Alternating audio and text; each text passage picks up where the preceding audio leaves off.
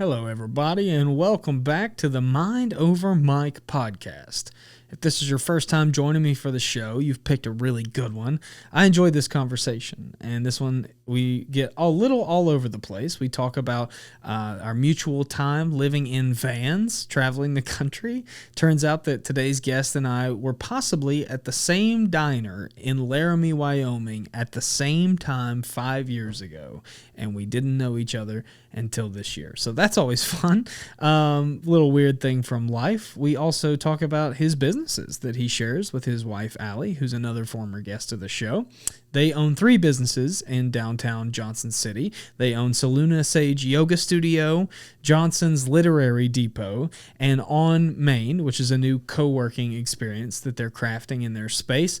They're both awesome, and a chance to sit down with Andrew was a very welcome chance. I enjoyed it. I enjoyed the conversation, and I think that he is very, very intelligent and knowledgeable about his business. One thing that really stuck out to me in the episode, as I'm sure it will to you, is Andrew's passion for his business and his passion for words like community and stewardship and drive. And I just really related to a lot of those values. So I hope that you all do too. Please enjoy this episode with today's guest, Andrew McElroy.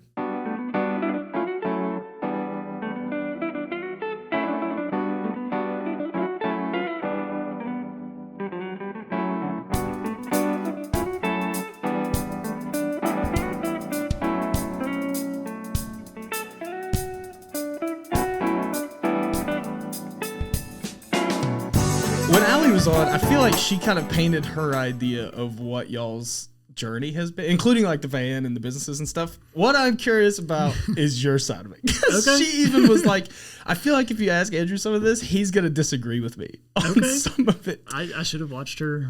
No, I think it's probably better than you did. Okay, yeah. Honestly. Because it was back in the summer when I listened to it. So it was like... Yeah, it was solid, but I don't remember. Yeah, I probably should have refreshed on it too, honestly. But I do know that like there was a couple things where she was like one of the questions I asked her was this whole van thing. Were you just like immediately? I was like, was that your idea? And she goes, no, that was Andrew's idea. She was like, he had to convince me for like a year to live in a van. How do you go about convincing your wife to move into a van? Oh man, yeah. So the van life thing totally came out of like high school. So we had a couple years older than I was, a baseball player who like right out of high school signed. And so he had a van that he like would during summer practice or winter practice or whatever, he would stay in that. Gotcha. And so like, it had been like, okay, 16-year-old Andrew was like, that's and he's the cool guy. Yeah. And so it started out there, and then when Allie and I got before we got married, we did a trip up to Maine, and we converted her Subaru Outback. We just made like a bed thing in it, and made it work, and I had it was super easy, cooked outside, just made it nice and simple for a trip like that, which went absolutely perfect. Could not have gone better. So I think that kind of helped with okay, this could be possible. Way smaller. How stressed were you on this trip where you're like, this has to go exactly right? Well, the best part was that trip was to go pick up a best friend of mine who had hiked the entire AT. Oh, cool. So I had introduced him to backpacking not even 2 years prior, and this guy's like, dude graduates high school and hops on the AT and walks to Maine. And I'm like, and we're going to go pick him up. So it was kind of fun because I was like, okay, the first backpacking trip with him was perfect. You could not have asked for a better trip. And then the guy's hooked. And I'm like, you're going to be miserable on a 2,000-mile walk, man. He thinks it's just a normal hike. Yeah. I feel like 2 weeks in, you would look around and go, when is this over? Exactly. How far have I walked? Yeah, so that went perfect. Then that trip to Maine to pick him up went perfect with Allie. So by the time we got married, we were in Charlotte, North Carolina. We were freaking living it up, man. Just trying to keep up with the Joneses. That's all Charlotte's blood and DNA is. And we were not happy. COVID hit. We were like, this is not our speed, not our thing. And of course, everybody was like, oh, go jump in a van and, go travel or whatever. And I had all the woodworking skills, all that sort of stuff to build out a van. Right. So the way I convinced her was we had a 500 square foot apartment, and I taped off the 100 square foot while she was at school one day of what the van would be, and was like, all right, let's just go hop in that like square. Yeah. And could we like live in that small space, but like also like have all these good adventures and like do all these things out and about. And honestly, it sold her. I mean, that's genius. What TikTok did you see that said put tape on the floor to fool your wife into living in a van?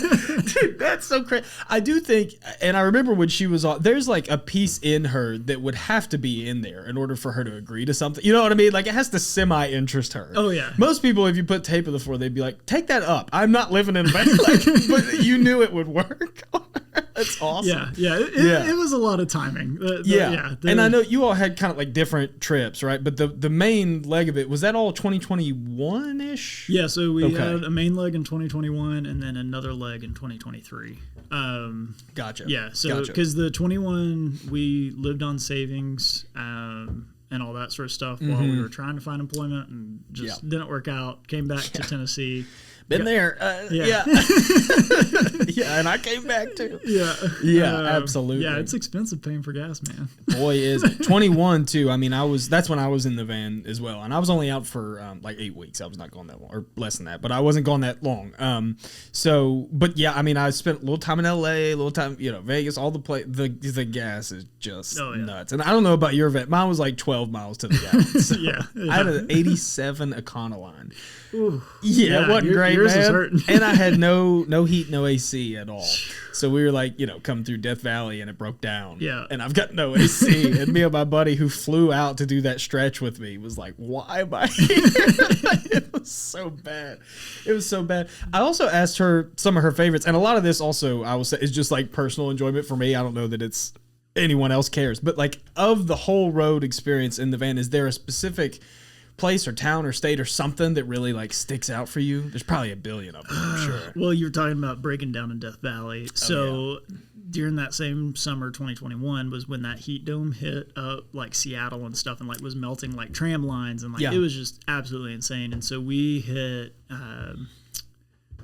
Devil's Tower in Wyoming, and it was like 101 in the van. Oh my god! And we had cash. We didn't have like any sort of like house AC, so it was like we're running the van. It was just like, we've got to get out of here. Yeah. So we drove up over North Cascades, which is that's one of my favorite places. It's awesome in the country. Yeah. But we stayed on Whidbey Island, on the coast, right on the beach. Freaking perfect. The weather was like 70 degrees. Fantastic, while everybody else is over here melting. And I'm like, man, this heat dome, like, it sucks. Like, people like lost their lives in it, but like ultimately, like, we were able to like be in a place. We were able to drive to a place that had a better weather. Yeah. So that like that was without it, would you have experienced that place? No. Yeah, it pushed us out. That's we cool. would have gone straight into Seattle and done the city stuff, and then but it kind of pushed us out and said, okay, hey, check out what's outside of there. Yeah. That is cool. I think for me, at least, and my van trip was a lot shorter than yours, but it becomes, at least in hindsight now, it's almost like a little like microcosm of life itself, where it's like you learn all these mini lessons within like a short span. I mean, you're just like forced to struggle a little bit. But I do think I had situations too, even like breaking down, where it's like without that I wouldn't have wound up there, or I wouldn't have. And there's things I missed out on because of those setbacks too. But there's a lot of there's a tiny town in California that I'm just like, that's where I'm gonna die. I just know that's where I want to end this journey, is right there, that little Mayberry at the beach that I found. And I would have never found it if not for other setbacks. So that is a special thing. Allie also said South Dakota when she was on here, which is so funny. I believe her. I know it's true, but man, it's so funny. Of all the states, you never hear somebody be like, now South Dakota. I'm telling you what. I was going to say Laramie, Wyoming was the other place. So loved it. I loved it. Was absolutely insane though. So we were probably there at the same time. The reason we turned back was, honestly, we probably were. The reason we turned back was I got double vision.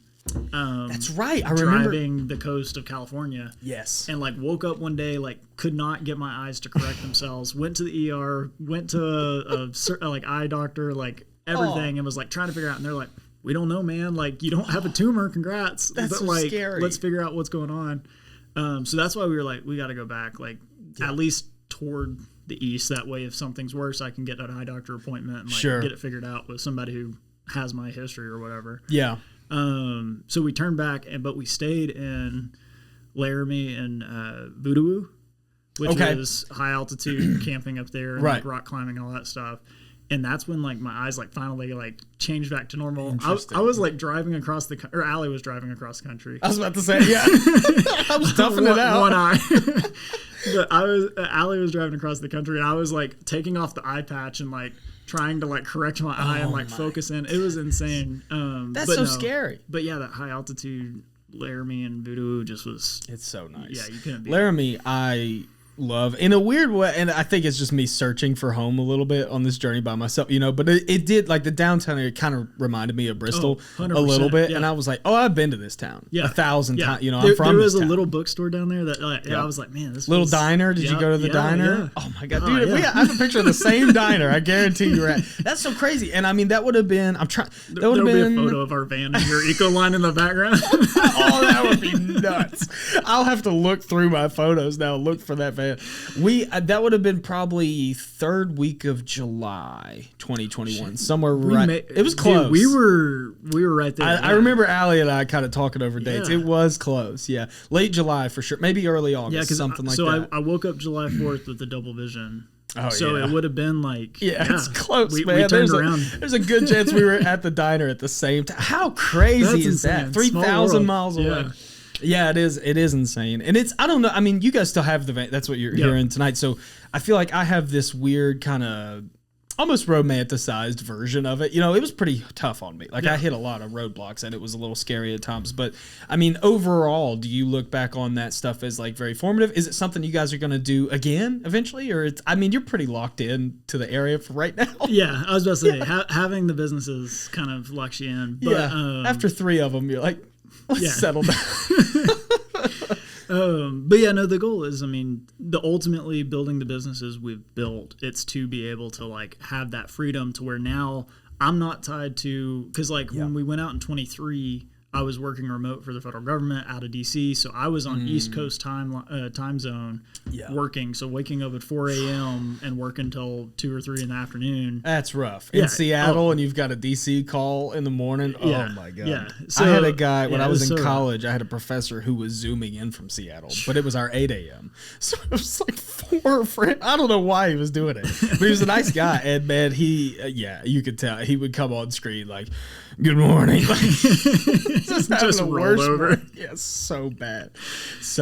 That's funny, man. And like when you were working remote in that way, did you find that difficult to adjust to living in the van? Because I was not working during the time. I had a leave of absence that I was using. Yeah. So first go around, like we weren't working. So like I think boredom played a part into that. Sure. So we were moving a lot faster. Oh yeah. Whereas when we were working remote, it was like, okay, hey, we found a campsite, has great Wi-Fi. We know where showers are. We have all these things that we can access pretty quickly. So we stayed put for a week or 2 or 3 weeks at a time. That's nice. That was the pace that a lot of people like need to learn. Like, hey, you don't have to go everywhere. Like you're in the van. Like it's a whole lot cheaper if you stay in one place for 3 weeks. Yes, it is. I didn't have the time frame to do that. I wish I did, but I tell people all the time, like I've seen most of the country, but most of that was blurry because I was just going by, you know, I think in under 8, maybe 6.5 weeks or something, I did about 7,000 miles. Yeah. So I'm flying, you know, I think most time I spent in one place is probably 3-4 days, and most places was overnight. Yeah. Most of it. So it's like I saw like whatever the tackiest touristy thing in every city is, I did that. And hey, that has a value. Time to move on. It's cool. Yeah, some stuff I feel like you had to do. You know, I just drove past the St. Louis Arch and was like, there it is. That's, you know, I don't care. I'm not going up in that thing. Did you guys go up in that? So that was my 3rd time driving past it, and I was like, Allie, we've got to stop. We got to go. I can't walk past this arch one more time. So I did not go up in it. I have no desire to go up in it. That's the sketchiest elevator on Earth. Thank you. Every time I see a video of that, I go, I'm not doing that. But I made a joke with my friend that I was going to lick the tower. And so I had to stop and you know, give it a good old photo evidence. Oh, it's out there. Okay. Yeah, you got to know what's. Might have to hack the iCloud. How does that start? How many drinks in when you go, hey man, one day I'm going to lick. It was in Vegas, so There was several. There's our might have been answer. some other stuff. Yeah, there's our answer. Yeah, I was about to say, nobody's just bored like, I'm going to lick the St. Louis Arch. Is there a chance you're the first person to lick the St. Louis Arch? I for sanitation purposes, I hope so. I hope so. Let's hope you're the first one in that specific spot to There you lick go. the arch. Yeah. Yeah, that elevator is sketchy as all yeah, get out. like- Sometimes I'll see a TikTok of like, come with me to go up this. And I go, no, I'm not coming with you anyway. It looks so scary. Vegas, did you enjoy it? So I've been to Vegas 3 or 4 times now, and it's like it's been all over the place. So Yeah. the best time was the 2 weeks before COVID shut down. I believe that. And we had just like gone on a whim trip. Like we were like, Yeah. hey, let's start in Vegas. We drove around Utah and Arizona, and then oh shoot, I think we did Los Angeles and then came back Gotcha. through Death Valley, and Gotcha. then spent the last night in Vegas again. And that was fun because it was a good bookend to the trip. Like Sure. we had a great night the first night. Yeah. Learned a couple things. Oh, had yeah. a great night the last night. Oh, you'll and said, learn some we're stuff. going home. Let's get out of here. Yeah. Yeah, I've got very mixed reviews. I have my cousin got married a couple years back, and they did their honeymoon in Vegas, and they hated it. They hated it so much they came I home. don't think it's a honeymoon place. I don't think so either. Yeah. I think that was wishful thinking Yeah. on their part. But I was there with my buddy. He flew out to San Antonio, and we drove from there to L.A. together. He did that leg of it with me. And so we were in Vegas. And, I mean, we had a really good time. I will say, like, most of the budget that I had dedicated to the trip wound up in Vegas. And so I had to cut the trip short, for that and other reasons. But I don't know. It confused me. I felt like Vegas was everyone's always telling you how nice it is, and then you're like, there's a homeless guy peeing in the corner. Yeah. Like, this Yeah. place is not that nice. There's a weird disconnect between what they're trying to sell you and what it really is, I think. And well, like we got kicked out of Caesars. Well, we didn't get kicked out of Caesars. My friend had just turned 21. Hey, are you enjoying this episode so far? Of course you are. Andrew's awesome. This is a really good one. I do want to interrupt for 2 seconds just to tell you very, very quickly about a couple shows that I have coming up. I'd love to see you there. I love doing the podcast. I love that you support it. I'd really love it if you'd also support some stand-up, because I love that a little more. I'm not going to lie to you. But if I could see you there, it'd be awesome. On the 22nd, I'm down at a town called Tellico Plains, Tennessee. That's down near Chattanooga. I know it's far away. Maybe it's close. If you're listening from Tellico, it's real close. I better see you there. That's with my good friend Casey Shearer, former guest of the show. Great dude. Great show, fun times. See you there. On the 24th of January, Saturday the 24th, I've got my next Don't Tell Tri-Cities show. That's with a returning favorite headliner all the way from Nashville. What a great show, the 24th. I'll see you guys there. Okay. We went. So we were like, this was his 21st trip and all that stuff. But they were That's fun. hounding us because they assumed that he looked under 21. Yeah. So they were trying to make sure that this kid was actually able to gamble and all that stuff. Yeah. And it we could tell that we did not fit in. We did not have the money for Little Caesar, or not Little Caesars. For Little Caesars, times are tough. Yeah, times are real tough. You're at Big Caesars. Yeah, big Caesars. Big Caesars. But yeah, no, it was definitely we realized Yeah. we didn't fit, and then we went over to the Flamingo. Okay. I believe that's the name of Yep. it. Yeah. That's one. For sure. That's yeah. one. And then we did the penny slots. Yeah. And there was a bunch of old ladies. So it was these two young, 21, 24-year-old kids. Oh, yeah. Sitting at the penny slots with these old ladies from Wisconsin. The And it Golden was Girls. It was Yeah. fantastic. That is awesome. They were buying us drinks, of course, telling the waitress, hey, I got the, giving the $1 tip or whatever for the drink, and Yeah. all that stuff. They were flirtatious the whole time. That's and it's these are my grandmothers. You got to take advantage, man. Oh, yeah. Free drinks, Yeah, free of drinks. course. $1 is $1. You got to do. That's another penny slot. Yeah. Yeah. Vegas definitely. And I think had I gone when I was a little more financially stable or when I wasn't living out of a van, I probably would have had a totally different take on it. Yeah. But honestly, we had such a rough last week or so in the van, So wait, coming through. the Death Valley, was that before Vegas? That was actually after. Okay. But before was the trip from San Antonio out through Albuquerque, Flagstaff, Okay. all Yeah. that with no AC. So I think at one point coming into Flagstaff, it was about that 6-hour stretch coming into Flagstaff, straight desert. It was 124. and we're windows down, No, boxers only, like just a real Huck Finn experience. I mean, we're tight, me and this guy, just sweating our ass off, man. And I mean, it's like by the time you get to Flagstaff, you're like, thank God, some shade. But then Vegas was like, it was even hotter. You know, it was a lot, and I kept having to stop and let the van cool because it was so old. So I was just happy to have like a hotel room for 2 days. That was enough for me. We also, when we got to Vegas and parked, I went to get my duffel bag out to go in, and I had got this bottle of Buffalo Trace, which at the time, at like height of the pandemic, was hard to find, and I had bought it somewhere along the road to surprise my friend, and I was gonna like crack it when we get in the hotel. I had this whole thing. It opened in my duffel, so everything I owned, like laptop, clothes, everything was soaked in whiskey, dude, and the bottle was totally empty. It was devastating. And then cut to like maybe 4 years later, I was the best man at his wedding, and I brought a bottle and got to finally have that drink. So like we wrapped it up nicely, but yeah, I just wanted the hotel room, man. And Vegas is like also, we stayed at the Stratosphere, which is way down the strip, and nobody tells you that. And we were like, why is this place so cheap? So then we didn't realize how long the strip was, and we wanted to walk. We found out that the Conor McGregor Dustin Poirier 3 fight was in Vegas that night, and we were like 4 days away or something when we found out. So we like changed the trip to get there for that, and then we were like, let's walk down to the MGM Grand. That's where the after party is. Dude, that was the other end of the strip. We made it like halfway, and I was like, I'm gonna die. We have to like call an Uber and go back. The bottoms of my shoes had like melted from the pit. It was so bad.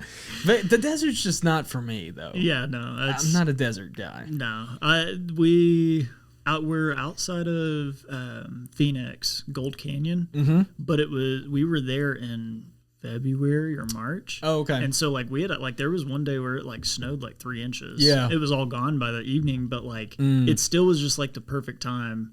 That is cool. But like that time of year, like I could see why people like the desert, but like summertime, I'm like, some people are like passionate about it. Yeah, I was in I stayed in a hotel in California while I was having some work done on the van, and I was in one of those tiny little hotel gyms at like a Red Roof Inn or what, it's the size of this room, and I was working out, and this old man came in there and started working out, and we just started kind of hitting it off and talking, and he was just like going on, I mean, ad nauseum about how much he loved the desert and the desert and I was like, oh yeah, man, it's great. 2 hours later, I walk out of there and I'm like, what is this guy talking about? I mean, I just don't see it, Yeah. But I think I know he didn't have that appreciation for the mountains like I do. Yeah. And he also was born out there, and I was born here. So it's like, I think it's just what you're comfortable with mostly. But yeah, the heat, man, it's rough. I do think there's certain like TikToks I see every now and then of like Monument Valley and stuff. That's nice. I would like to see some of that stuff, or like the you ever see those ones where they're like wading in like a crevice in between canyons, and there's like paddle boarding, the slot canyons, little, like Oasis and stuff. Those look awesome. Man. That would be cool, but I didn't see that. I just saw the road in front of me and the temperature gauge. Yeah, I didn't have that experience. The Northwest for me that's where it's at. Oh yeah. If we were not East Coast, I think it would either be I think we'd look at Portland, Maine, or like north, like I guess west of the Cascades, like not Seattle proper itself, but like up above it, or even honestly the Olympic Peninsula is. I was gonna say amazing out there, like Hoh Rainforest, Forks. That I've never even been. That's part that got cut from my trip, but for some reason I've always felt like when you see it in movies and films, I just feel like that area just calls to me for some reason. So are you a Twilight fan? No, but I do. That's Forks, right? Was that? Yeah. I remember when that came out and it was like a phenom. My family, I used to have a family that liked each other, and we not anymore, but we used to get together and watch movies or play Wii games or something, and we watched Twilight as a fan. And I remember I have this uncle who is since passed away, but he's probably in his 50s at the time, and just like an old gearhead guy. He loved it, man. Our whole family, and he was like, it's the best movie ever. And I do remember watching that as a kid and being like, I could live there. You know? I want to be a vampire. Oh yeah. But I don't think I ever saw the others. I may have read the first book or something too, but I would have been, what year is 2008 or something, maybe? Yeah. Somewhere in there. I would have been so young, like 9 at the time. I was just say, I like people were reading it, but I never read anything like supernatural. I never was into that. But I had my dad had a girlfriend of like 10 years who was like a junkie crackhead lady, but she was always like hopped up on cigarettes and Red Bull. This was her thing. Like literally in the middle of the night, she'd wake up and crack a Red Bull, and she would read those Vampire Diaries and Twilight books, man, all the time. So like my brain thinks of her just sitting there like flipping through it, so speed reading off Red Bull at 3 a.m, and God knows what else. But I do think that area is so beautiful, the rainforest stuff. Yeah. Maybe, do you think it's because it's like maybe the most similar to home out of everywhere in the country? I think that, yeah, because it's like, because you have more old forest out there. So it's like some of my favorite like places I've like hiked and backpacked around here have been some old growth forests and stuff. And it's like, man, I wish like, even though like, of course it was like 4 generations ago, they clear cut everything, but like it's sad because it's like, oh man, I long for like, if that was still Appalachia, like that would be really cool. It does make you wonder. And you find those pockets, so you still get it, but it's not. Yeah. Do you know, are you familiar with Mick Dodge? Do you know who that guy is? So he used to have like a Nat Geo show that I watched all the time as a kid, called The Legend of Mick Dodge. I haven't thought about this guy in a long time. He, sometime in like the 70s or 80s, left corporate America, like burned his wallet on the, the old tale, drove out to the Hoh rainforest and just disappeared in there. And then people call him like the Bigfoot man and all these things. And somehow Nat Geo like tracked him down and got him to do like a show. That's awesome. Where they just like follow him around the woods.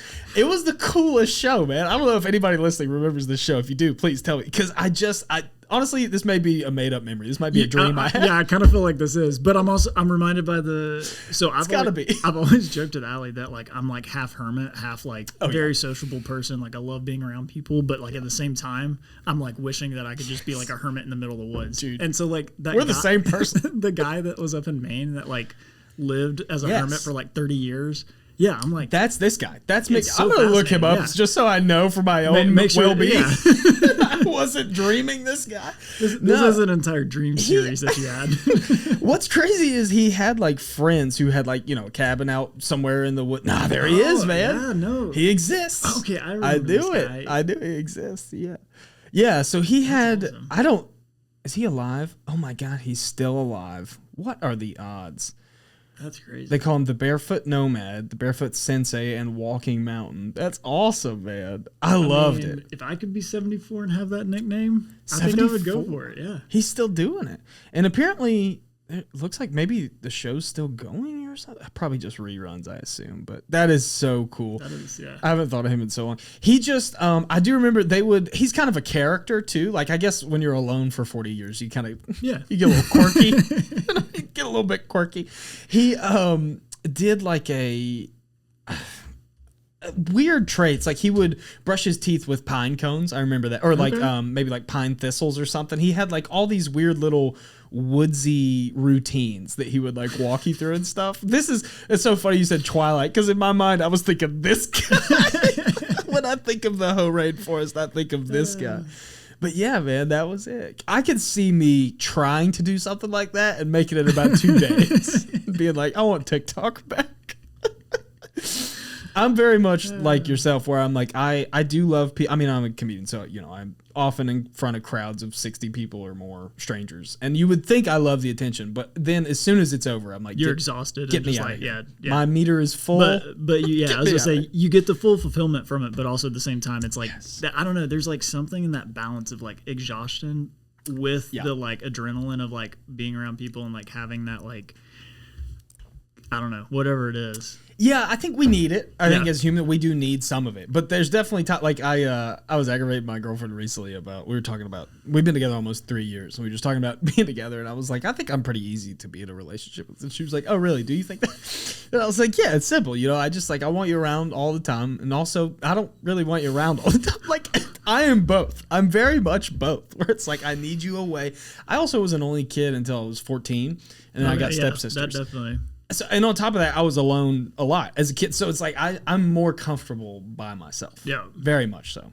But when you're in a van with your wife, not a lot of alone time. And a dog. A dog.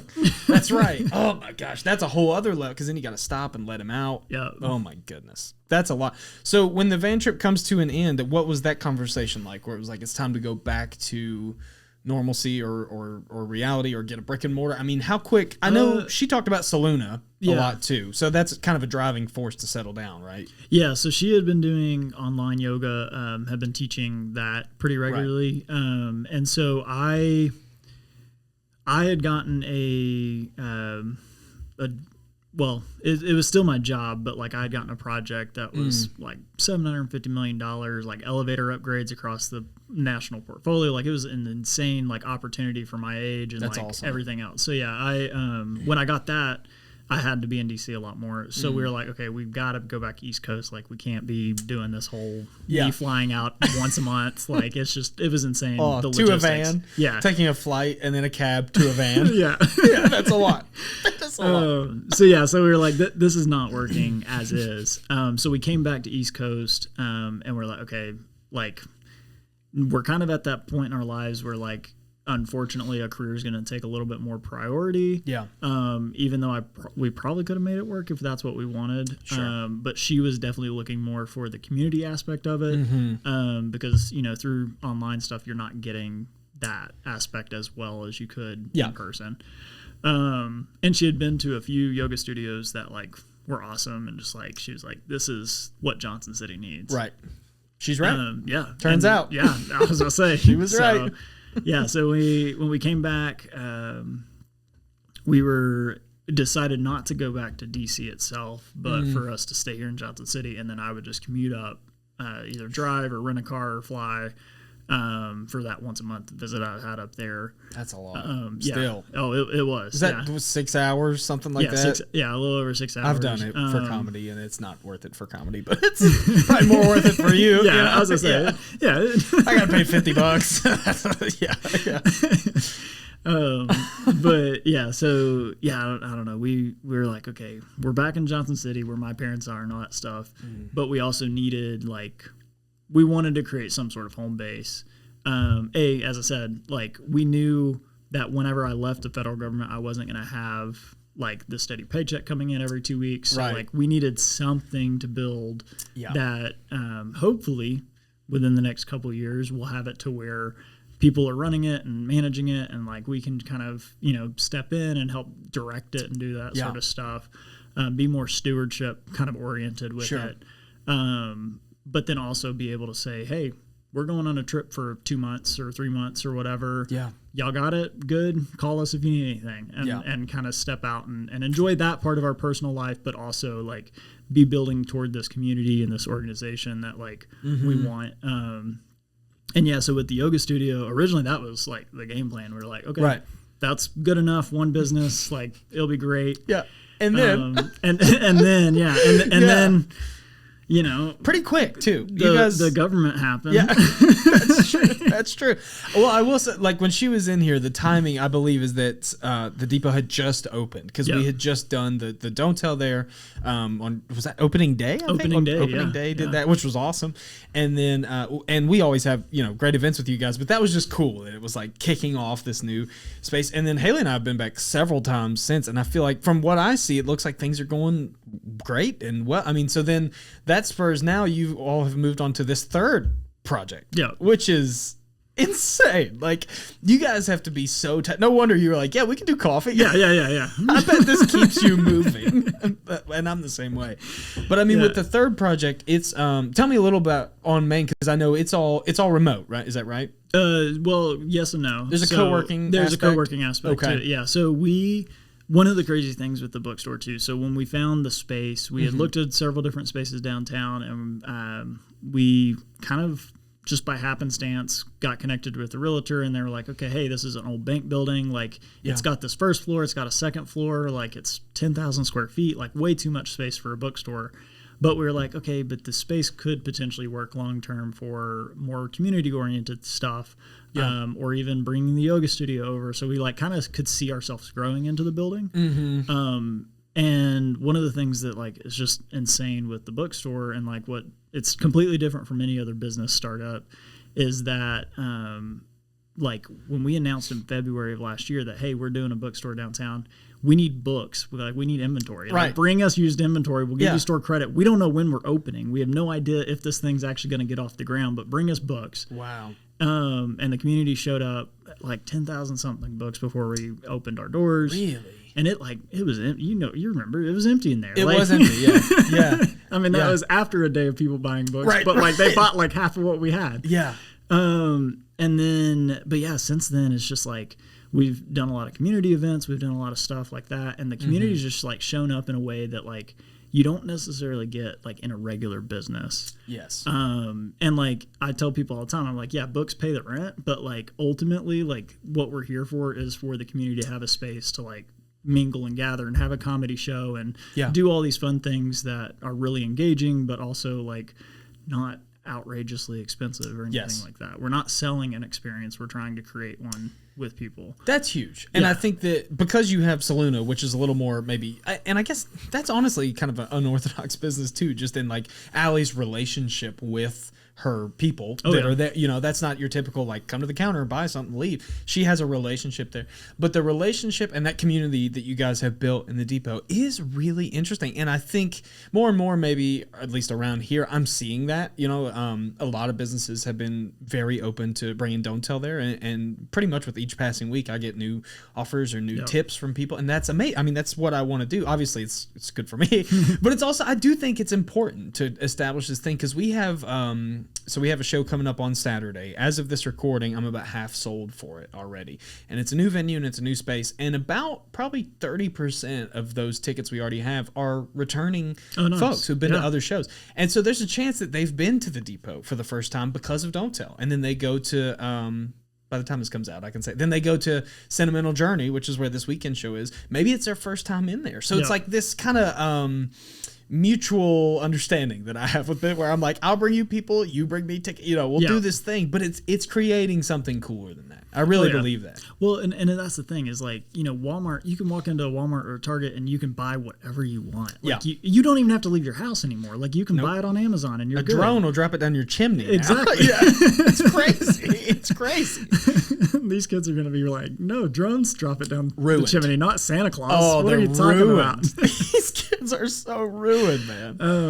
But yeah, it's like you can get whatever you want. So like the product itself is not what is bringing value in small business anymore, because I'm asking for a premium because I got a whole lot of rent to pay. I have a whole lot of labor to pay. I have all these things that I got to do on top, and books, I mean, it's pushing it to sometimes pay the bills with that. And so it's like, but the thing I can add, the value I can add, because you're not going to have your book club at Walmart. You're not going to, you know, come and listen to a musician at Target. Like, well, if you do, it's going to suck. It's going to suck. Yeah. It's a weird book club in all three. Yeah. I mean, honestly, if this gets you a Walmart deal for Don't Tell. Oh, now that would be, dude, if I could do it anywhere near the camping section, I'm in. Or all the TVs on at the same time. I'm totally in. I mean, I've done a cave, man. I'll do whatever. Have them do it from the gun counter. Do it and spin that gun cabinet while the show's going. Just have it rotate. I would do it. I get on the bikes, man. I'll do it. Whatever. I'll jump in that ball pit. I'll do whatever you want to do. I do think that sense of like connection to the person in your space, you know, because I'm almost hesitant to ever use the word customer when talking about small business, because honestly, up until Don't Tell, I don't think I had quite the appreciation for small business that I do now. But now that I see it, you know, we have a couple new venues coming up, and it's like a lot of times with these new venues, I go and I meet the person and I walk in the space and I walk around, and I am blown away sometimes that I'm the only one in there. And I go, why is this, man? Like, I just don't get it. Meanwhile, I walk into Target or Walmart and it's shoulder bumping into traffic. You know, it's just, I think that it's given me a unique look at it, so I feel it a little deeper than most folks. But the one thing I will say is that, like, because of businesses like yours, I think it's kind of a chicken or the egg thing maybe, but like that community only exists because of you all and people like you. And then you all only exist because of the community and the support. You know, it's symbiotic almost. Oh, yeah. It's 100%. Really cool. It's cool to see on such a close level that I've been blessed to see it. And I think, like, even talk to me a little about the depot too, because I think it almost reminds me of, we talked a little before about my insane vinyl record collection that I have a real problem with. The hunt and the dig is something that I love. Oh, yeah. I was just talking to a buddy of mine, actually the buddy from the van. He got a record player, his first record player for Christmas, and he's like, "Where do I go?" And he went to the mall. He went to whatever and bought like a sealed thing from some FYE in the mall or something. And I was like, "That's fine, man. Like that's what you want to do. That's great." But I said I could take you some places where you can dig, and hunt. And I love that dusty old boxes and stuff. And there's Backdoor. There's amazing businesses around here, Cheap Thrills. But with you all, is there ever a situation where someone comes in and just spends some time browsing in the depot and just has that look of like, I can't believe I found it? Oh, yeah. That's honestly awesome. Yeah, it's so much fun. And you're right. It's the same thing with a record store, or a thrift store. Like you're getting that like opportunity to like find something. And like the other day before Christmas, I had a gentleman come in and he was looking for Christmas gifts for a couple of people. Yeah. And he was looking, his sister was a biologist or a forester or something nature related. Gotcha. And I was like, hey, I got this really like old textbook from Fred Alsop, which is a professor over at ETSU, like world renowned professor. Like he's written books on birds, like, I mean, seminal pieces like that are like public, like, treasures. Like if you're looking for a birding book, like you go find a Fred Alsop and it's fantastic. Yeah. Such a niche fact. Such a niche fact. Yeah. But I was like, I got like one of his textbooks that like some professor brought me that was like out of his collection years ago, given to him and just got passed along to me. Yeah. And he was like, oh my gosh, my sister loved Fred Alsop when she was in school. That's why she's doing what she's doing and all that sort of stuff.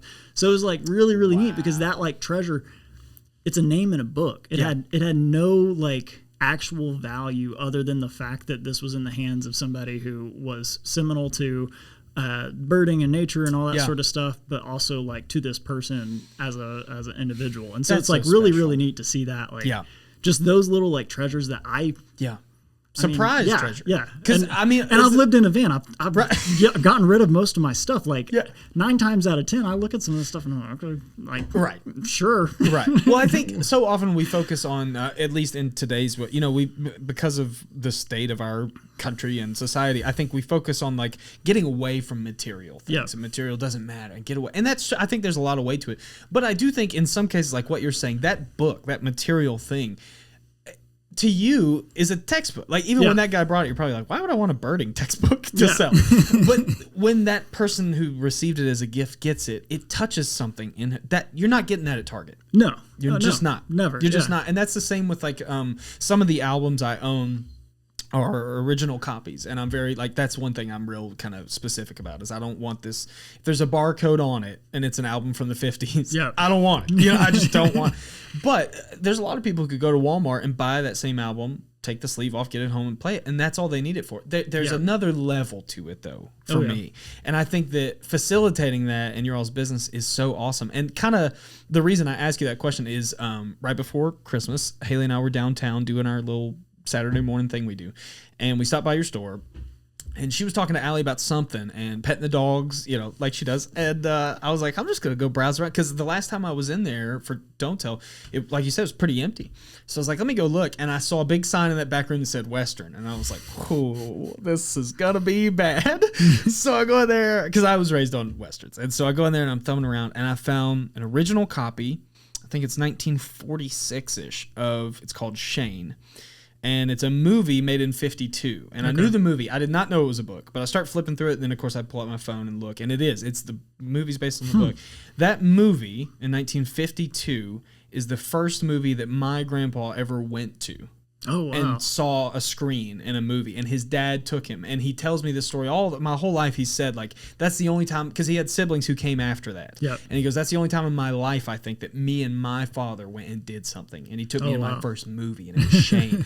And he just, so anyways, I bought the book, wrapped it up, gave him to him for Christmas, and he couldn't believe it. He couldn't believe it. And that's so special. Yeah. And I mean, had I just been like passing over it, I may have like sent it off to recycling, like not thought another thing of it. So it's like, it's cool to like, that is like one thing I think books offer that like pretty much nothing else does. Yes. Is that you have that, and I guess records do too, but like, there's a similar thing. You have this like, there's this memory attached to someone in your life or whatever that is now attached to this thing, not because the thing itself, yes, but because of what that represents. Yes, and I think another one that comes to mind for me is I'm a big food guy, obviously, but I do like food, and I think food can do that for people too. There's a connection, and memories can be, you smell a certain food and it takes you to that place at that time, similar to a song. But the tricky part with food is somebody can screw up the recipe. Yeah. Every time you open that book, it's the same. Every time you play that album, it's the same. I think that may contribute to why people attach to that stuff so hard too, because it's like it becomes comfort. It's your mom's meatloaf, but it's perfect every time. Oh yeah, that's awesome. Yeah, and you're basically have a whole store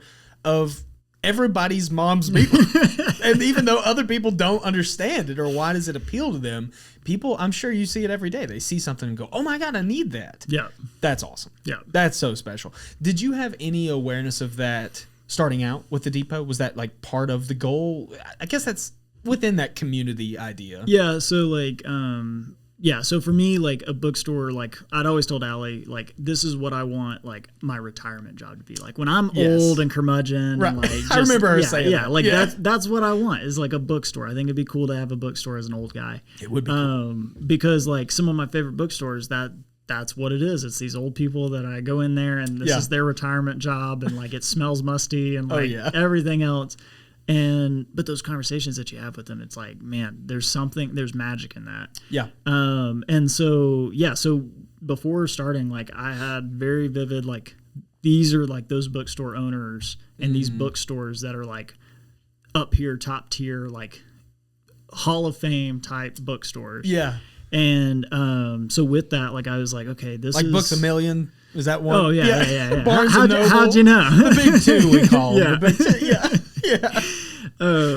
But yeah, like Capitol Hill Books in DC is one of them. And okay. like the owner was called the Admiral because he was a retired Navy admiral, like high up there in the Navy, and he super curmudgeon, and he sat at a desk. Such a great word, curmudgeon. He sat at a desk at the front, and like you walk in, it's an old row house. Like books are just everywhere. I think he had foreign language in like the bathroom on a bookshelf because he was like, foreign language in this country is in the bath. Right by the flush. Yeah, right by the flush. It's just two books stacked on the back of the toilet. Yeah. And he had note cards all over the place, just giving whatever his honest to God opinion was about an author or whatever. Wow. And so I was like, man, the conversations I'd had with him when we lived in DC, and like that was always my Saturday morning ritual is I would hit up in there and talk with him a bit. And I was always nervous to go up to him because whatever I picked out, whatever book I found, like I was afraid he was going to judge it. And he would. Like there would be times he would like start questioning me on that author. Wow. And I would like have to defend myself a little bit, but I was also like, man, this is the most fun conversation I've ever had with an old man. Model. Yeah. Be like, I'm going to attack my customers for their choice in books. He did. That's crazy. But you know what? And like it led to like some great finds. Yeah. He do whatever he wants. And so fantastic guy. But yeah, so whenever I opened a bookstore, I was like, okay, I want this to be a place where like, not being attacked, like I'm young, I look friendly, so hopefully it works. Yeah. Nobody's nervous to check out. Exactly. You don't want that. But yeah, so I wanted it to kind of be a place where people did feel that connection of like being able to walk in there and know that not only are they going to connect to a book that they find, but they're also going to connect to the people that are there. And so like that mix of the two, I think is just really what I was looking for. I think that's really special. And I think that's another kind of, not to keep singling out Target, but like another disconnect of Target. I mean, a lot of times when I go to Target, I do the self-checkout. I literally can get everything I need and leave without speaking to another human. And if I'm lucky, that's what happens. That's what I'm going through self-checkout. I don't want to talk to anybody. Are you telling me you don't want to talk to the AT&T guys back by the tech? No. Dude, why is Sam's Club the worst? You ever go in Sam's and they're like, do you want to buy a timeshare in Romania? And you're like, why is this in Sam's Club? But that's the price you pay for $1.50 hot dogs, man. Hey, you know what? I will bring me a timeshare guy to sell timeshares down in the bookstore. If I come in the next time and there's a T-Mobile guy by the door, I'm going to be livid. Dude, I'm going to be so bad. I do think I think people would come to see him. I think he would do really well that day if I it would be the talk of the town. Like I went to the bookstore today and I saved $9.99 a month on unlimited internet. What are the odds? Spectrum at a booth at the bookstore?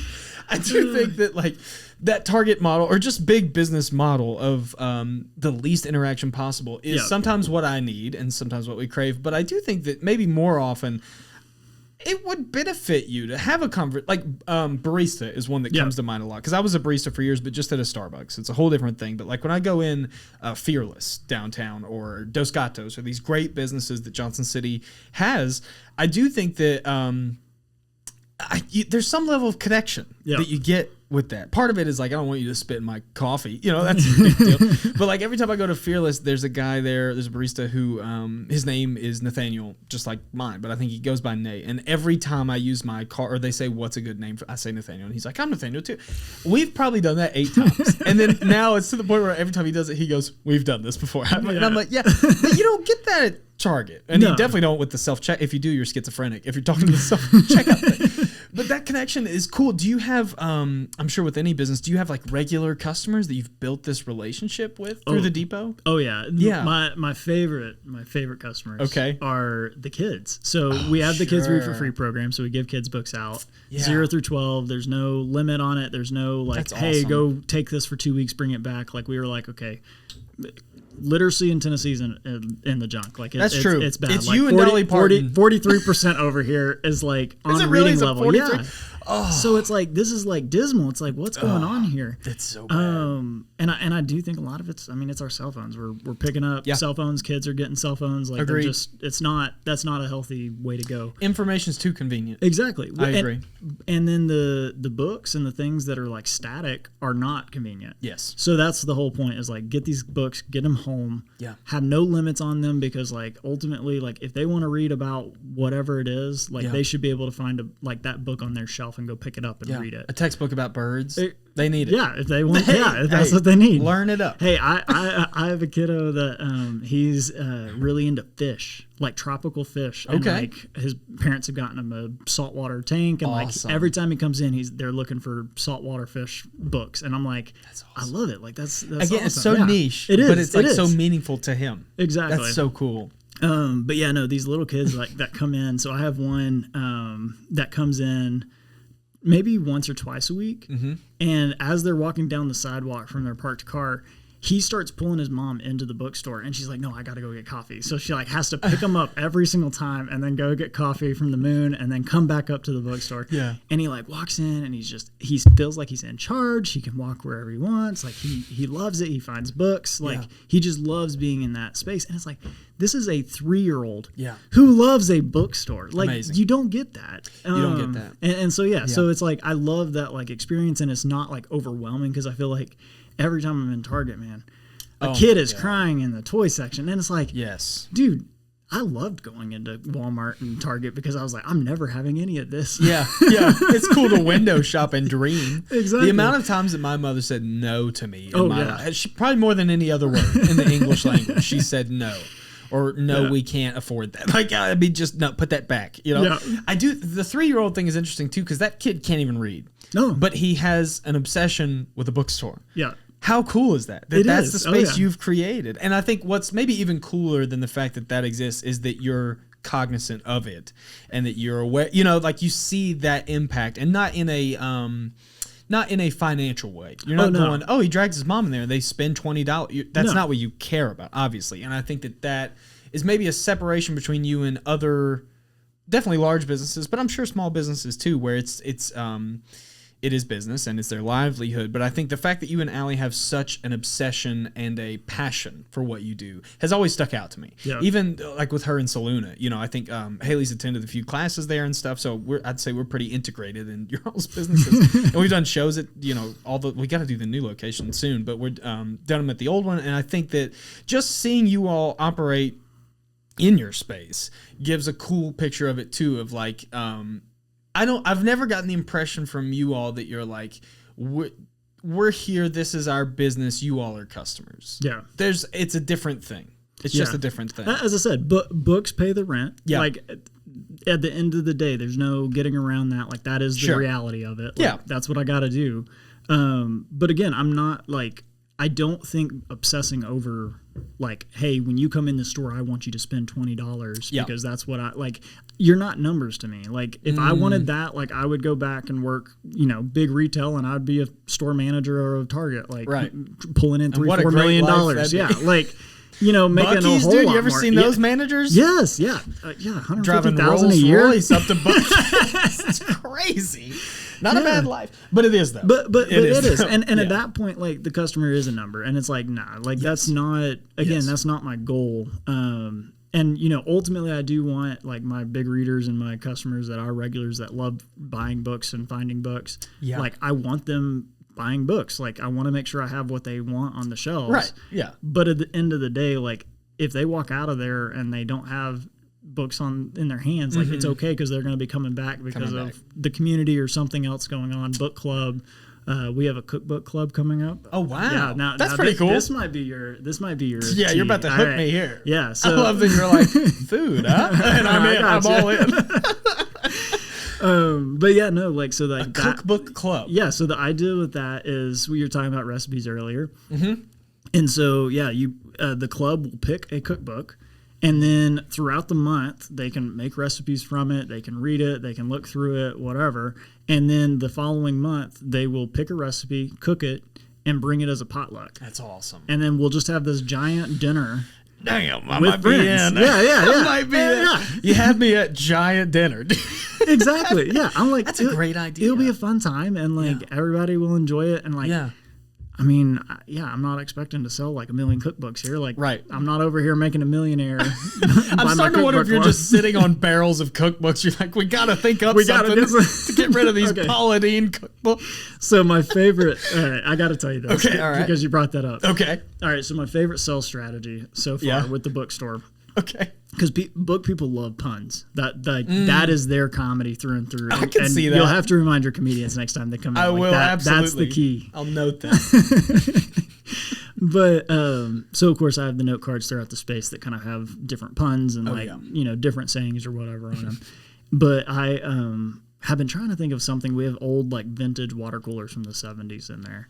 Okay. And I was like, what do I put in this water cooler? I couldn't think of anything. So I finally had like 8 copies of Surrounded by Idiots that some book club had done. Okay. Which was like a self-help book of like the 4 types of idiots. I don't know. I didn't read the book. I just read the cover of it and was like, that's a funny cover. Yeah. And then there we had a like 10 of like John C. Maxwell, which is like a guy who's like leadership and like has written like 20 leadership books that basically all say the same thing in one way or the other. I love these guys. Yeah. Making his money. Guys are like, what you got to do is raise your voice. Like, I paid $20 for this, man. Yeah. You got to give me something more than that. Yeah. Yeah. But yeah, so I made a card and I was like, tired of the water cooler work or tired of the water cooler talk at work. Choose wisely or something like that. And then I had like, they're a bunch of idiots pointing to the Surrounded by Idiots and then lead them to greatness on the other side. Oh yeah. Literally in 2 weeks, sold out of every book I had that like could fit that description. And I was going through like trying to find anything else that like could work. Like I was like a self-help book on difficult people and like all sorts of stuff. And I'm like, I'm give out me of it. puns connected to popular books. Yeah. That's hilarious. But hey, it works because people were like, man, that's funny, but also like maybe this book might be something worthwhile. Funny. I don't know. Yeah. Humor, man. And it's I think I owe so much to humor, obviously because of stand up, but even like in my work, like today we're in my boss's office and there's like pretty much the whole executive team. And then I'm kind of like this weird addition to the room every time where I'm like, I'm the assistant to one of that team. So a lot of times I'm in the room for conversations where I go, I'm not supposed to be in here, which is great. But what I do add to that room is humor. And it's getting to the point where like my boss is like the straight man in the duo and she will set me up and be like, you know what he said this morning? And then I just knock it off. Dude, it's the best thing. But I know that for them, in an executive meeting where it's all numbers, having that tool in my bag gets me in a lot of doors that I don't 100%. Think I would get in without. So I think it's the same thing with you where it's like people need that, even in situations where they think they don't. Yeah. And I feel like in your case, when it's like, almost a shock to their system of like, oh, I get a cup of water. Oh my God, I'm laughing. I'll have this book. That's genius. Oh yeah. Is that the first time you figured that out? That's what kind of No, so brought that to I you? kind of knew that worked from Capitol Hill Books because he had like had right. like all these like weird things that he said about different authors or whatever. Mm-hmm. But no, there's been a few times when like some of my comments, just like very matter of fact, doesn't like necessarily pick like a political side or anything like Yeah. that, but yet starts a conversation in a very humble way for that person. So then they come up to the counter, they're like, I saw this card, it was funny. And then they start talking to me about it. And I'm like, really like what we need is more community, more conversation, more honest conversation with one another. So it's like been really neat to see that too, is like those conversations with folks that are started over some humor on a note card in my space. Like, yeah. And so it's like, okay, now that person's having that conversation is thinking about that instead of being yelled at by Fox News or CNN or whatever. They can actually say, okay, hey, this community member of mine like is also thinking about this, but isn't like attacking me over it. Right. And that opens them up to like they're not on defense from humor. Yeah. It's great. It immediately like takes down their defenses and they're like, okay, I'm curious now. It is a great cover. It's a sneaky little cover to get you. It's like, it's a Trojan horse. That's what it is. You can get a lot of information into somebody if you start off with humor. And I think like even, this show's kind of an example where it's like, I've had your episode 27, I think 28, something like that. So it's like, of the 28, there's a lot of people who've sat in that chair who I don't agree with 100% across the board. But the fact that for 90 minutes or more, we can sit here and have that discussion and not at any point does nobody stand up and storm out the door. Yeah. That's everything to me. And I think you kind of touched on it too, like the lack of that in probably the world, at least our country for sure, can be so like, to use the word in its truest form, disgusting. To me at least, where it's like, can we not even talk about this thing anymore or not acknowledge that like objectively that's weird. Like there's a few things, and I work at a credit union, like I told you earlier, and it's it's mostly older white ladies and me. So they all get occasionally they get a little rah about whatever side they're on. It's red, and they I've allowed them to believe that I'm on their team in that. And in some ways, some conversations, maybe I am. But what's more interesting to me is the fact that a little humor in that direction, I can get by with unnoticed. Unnoticed. Because there are things like, there's things in the news or there's things that happen where I think even if you're the most diehard Republican or diehard liberal, you have to look at it objectively and go, all right, this weird like concert series that Erica's doing is a little strange, and it's just objectively. I'm not saying I don't agree with her or I do or whatever. I just think that it's interesting that you found a way to work that into business and that it's not backfired. Yeah, and that's knock on wood. Yeah, knock on wood, big time. Yeah. I also talked with Laura Eschbach, who was on the show a little bit about The Generalist. And she has, I think, kind of a different business model and plan for her business. But one thing she mentioned is that she wants it to be a space for everybody. And that often, because she's from somewhere else and has different backgrounds and views, people will not challenge her on that, but they're interested and they'll dive into that. And I think that that's cool that you are kind of stoking that flame a little of how can we get there. That's really special. Yeah. That's another thing that's missing from Target. I've never seen a note card in an aisle at Target. I will go put them in there, Nathaniel, and send you a text and say, hey, go hit up Target. Aisle 3, go check it out. If I'm ever in a Target and I see a note card, I'm gonna go, I know who put this here. Yeah. I know who did it. That's so funny. I do think the bad part is it like they would sell way more that day, and they'd be like, we gotta have this guy on our team, like head of marketing. Get this man on the phone. That's true, and I think they have so many tricks up there. Big corporate on how to sell and all these ad pitches and stuff. And one thing that we see quite a bit lately is, like every Black History Month or every Gay Pride Month, you see these corporations who genuinely don't give a shit adopt that as their, the rainbow apple every year. I think that some people buy that. A lot of people don't. But I think that in your situation, if people come into your space and they see your humor or they see your just your kindness and your welcomeness and then start to have a conversation, even if you don't agree with them, they're not going to walk out of there as disgruntled as like my QAnon uncle when he sees that rainbow apple. He's pissed. He's like, ugh, I can't even buy a phone anymore. It sounds to me like you all are kind of being yourselves without making a statement. Yeah, and I think that's so like with Target, with all of those, like when you're interacting with those brands and organizations and companies, like you're doing it. It's a one-way street. Like they're convincing you to buy something psychologically by, Target doesn't play music, so you spend more time in the store. Like there's all these like little tricks they do to get you. I have an MBA, so like that's what I studied and looked at was like how are the big organizations doing it? And it's like they have all these tricks up their sleeve, and it's a one-way street. They want you to interact with them in your mind. They want you to have that conversation with yourself. Right. They don't want you to say it back to them, and that's honestly why like you see them revert their positions and stuff whenever they get called out on something. Is they're like, oh shoot, like everybody's talking about us now, and it's in a negative way. So they like say, oh, we can't do this anymore. We're going to go back to this thing or whatnot. We're looking at you, Cracker Barrel. Yeah, we know honestly, you know what I'm talking about. And I will say, I mean, they jumped on it quick enough to where they've saved face for the most part. For the most part, yeah. But that's a totally I different think the CEO thing. got fired, but well, I mean, that was necessary.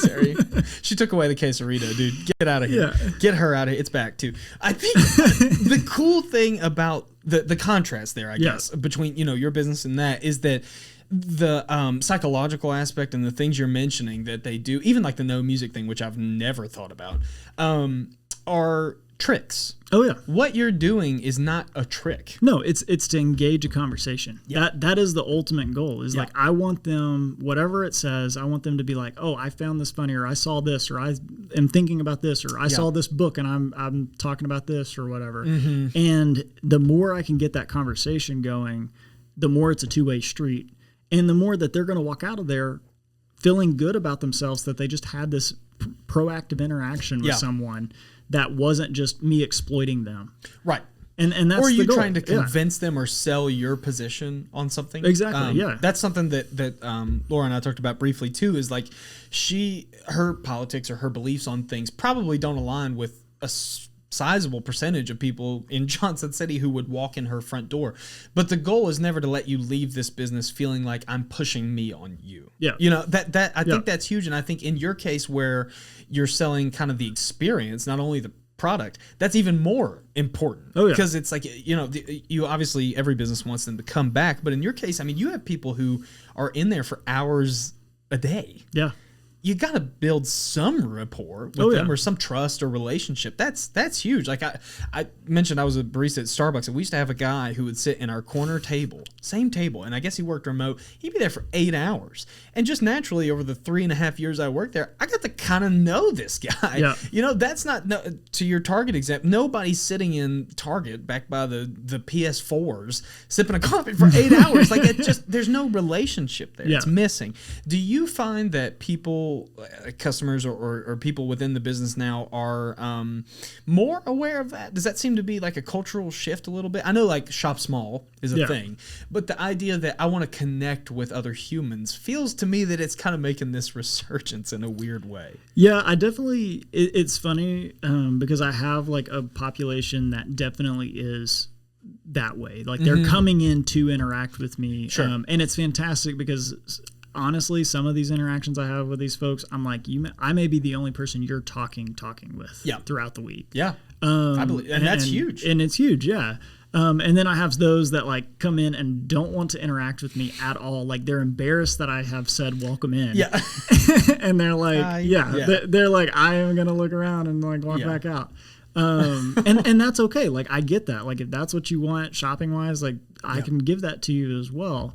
But I honestly, the longer we've been open, the more I find that the folks that are coming in 2, 3, 4 times, they're starting to realize, okay, this is a place that I can actually have a conversation with someone and not just go about, buy my book and walk out. Yeah. And I mean, we offer online purchases. So it's like, if you want to go to bookshop.org and buy my book, like, or buy a book from us and we get the proceeds from it shipped straight to your house. Like you don't have to interact with me at all. Right. I have ways to offer that to you. Right. Yeah. If that's what you need. And I guess it could vary based on the person too. If you're having a tough week and you're like, I just really don't want to go in there and talk to Andrew about the water cooler this week, whatever it is. Like, if you don't want to do that, that's fine. But I do think that the fact that even like you mentioned, welcome in, that's something that you're seeing a lot of businesses really capitalize on now. I know at Starbucks they used to get down our throats about it. The 100%. Second that door opens, you say something. Oh, I think that's why it's so natural for me as my time at Starbucks. Oh, were you a barista too? Dude, we're the same person. How long were you a barista at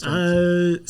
6 to 8 months because it was in between jobs. Oh, gotcha. And that's what it's I for. Got full-time employment and was like, that's what peace it's for. out. We had a lot of people come and go. Yeah, a lot. I mean, I think that's an interesting one. Another one that came to mind for me is like Chick-fil-A. Yeah. Oh, yeah. They have the My Pleasure thing and it's just so like, they're brilliant. They're just so brilliant. And I think Moe's is another one. We have the Mexican restaurant. When you walk in, they're like, welcome to Moe's.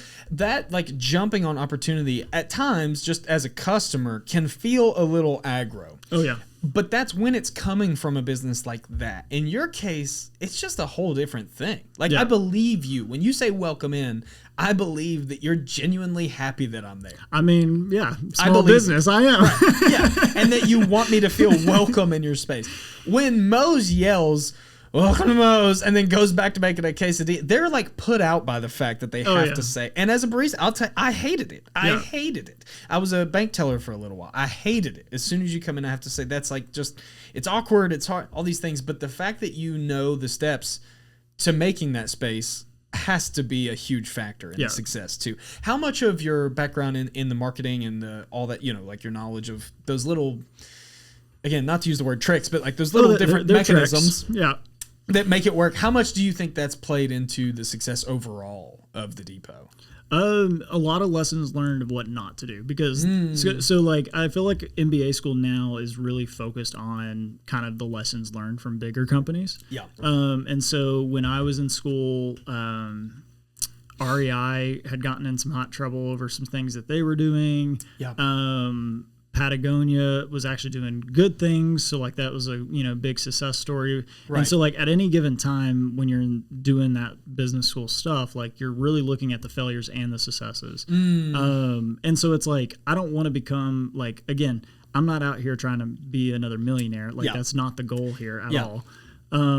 But like knowing, hey, this big company failed in this way because of they missed this opportunity, and looking at the psychological aspects of it and like how it affected people, or like the Cracker Barrel switch up, like that was a huge change that completely missed the mark. Not because Cracker Barrel was doing something wrong. Yeah. It's not a bad idea to modernize your brand. It's not a bad idea to do all that stuff. But the whole point people go to Cracker Barrel is because it's old school. It feels like something old timey that none of us have sat on a rocking porch.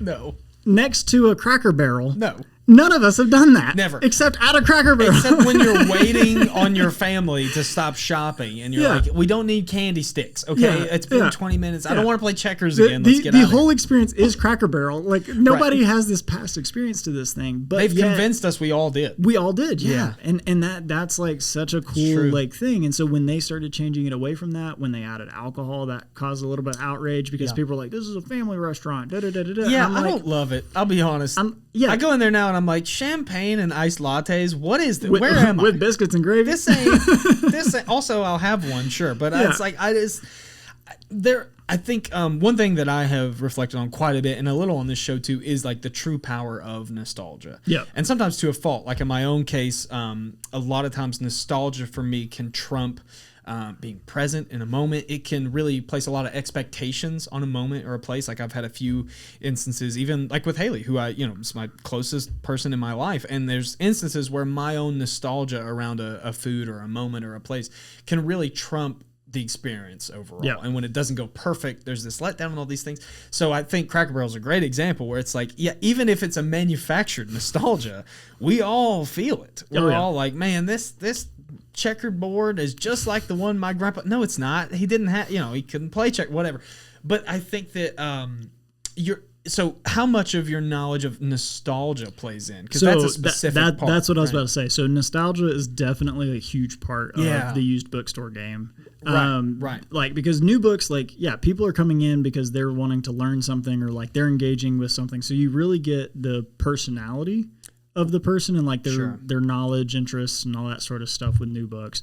With used books, you do have a lot more nostalgia that's playing into that. And like you finding Shane, like that is 100% exactly that. Like you were coming in, you had no idea, you weren't looking for that. I wasn't looking for anything. Yeah. I was just saying hi to your dogs. Exactly. That's why I was there. Yeah. That's why we were there. Yeah. And so when you found that, you're like, holy cow, like all these memories come flooding back. And so like that, like incentivized to sell, which is good for, again, paying rent. Yeah. But at the end of the day, like, it's now that conversation, even though you and I didn't have it because you were gifting it, right, to your dad. Like, it was an opportunity. Now we've had that conversation. Now we have this like connection that we wouldn't have had otherwise if it was not for nostalgia. Yes, and I think the connection in my mind to that space, even where it's like now when I go in there, there is a part of me that's like, what can I find today? Exactly. That's a great place to be in as a business owner. Oh, that you offer that, because I don't know that that's something you can,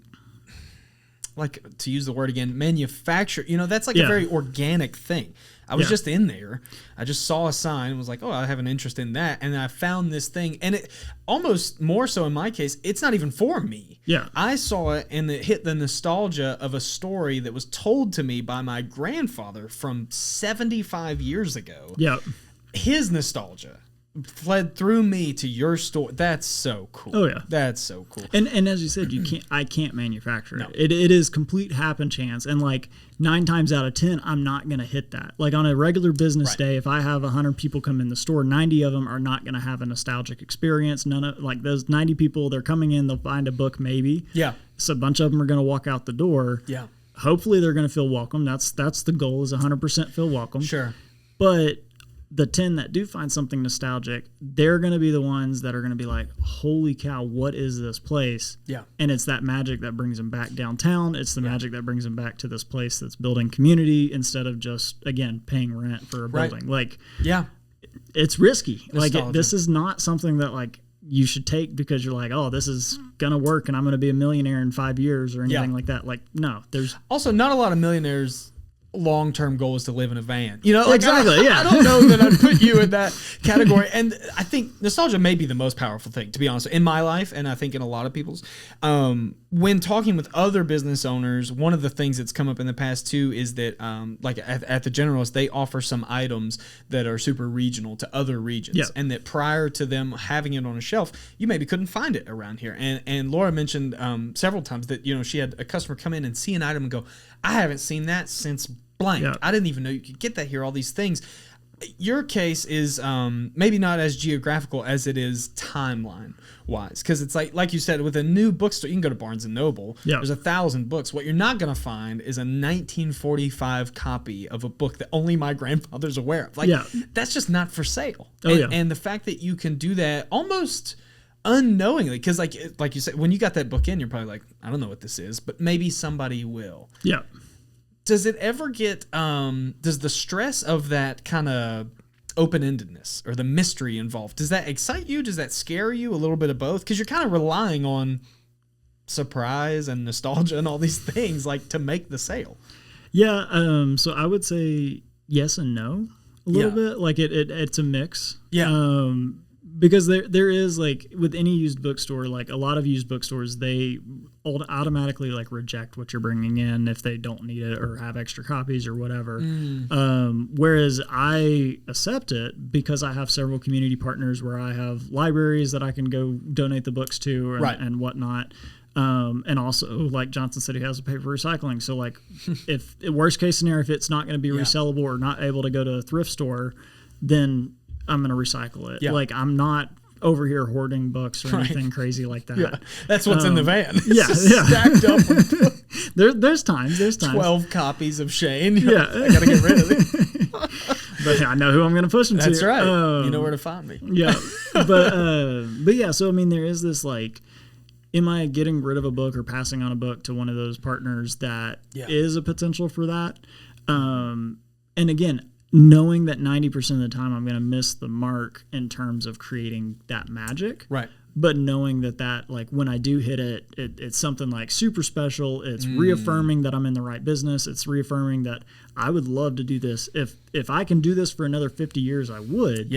But at the same time, I'll be passing out audiobooks and ebooks at that point. I'll just have Kindles on the shelves with preloaded books. Yeah. That's true. People just stand there and listen to ChatGPT read off whatever. Yeah, that's true.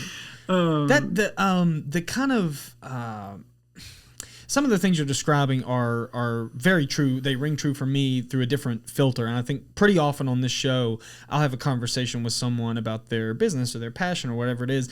And I think just naturally as people, we kind of filter it through our own lens. And mine, a lot of times, is stand-up.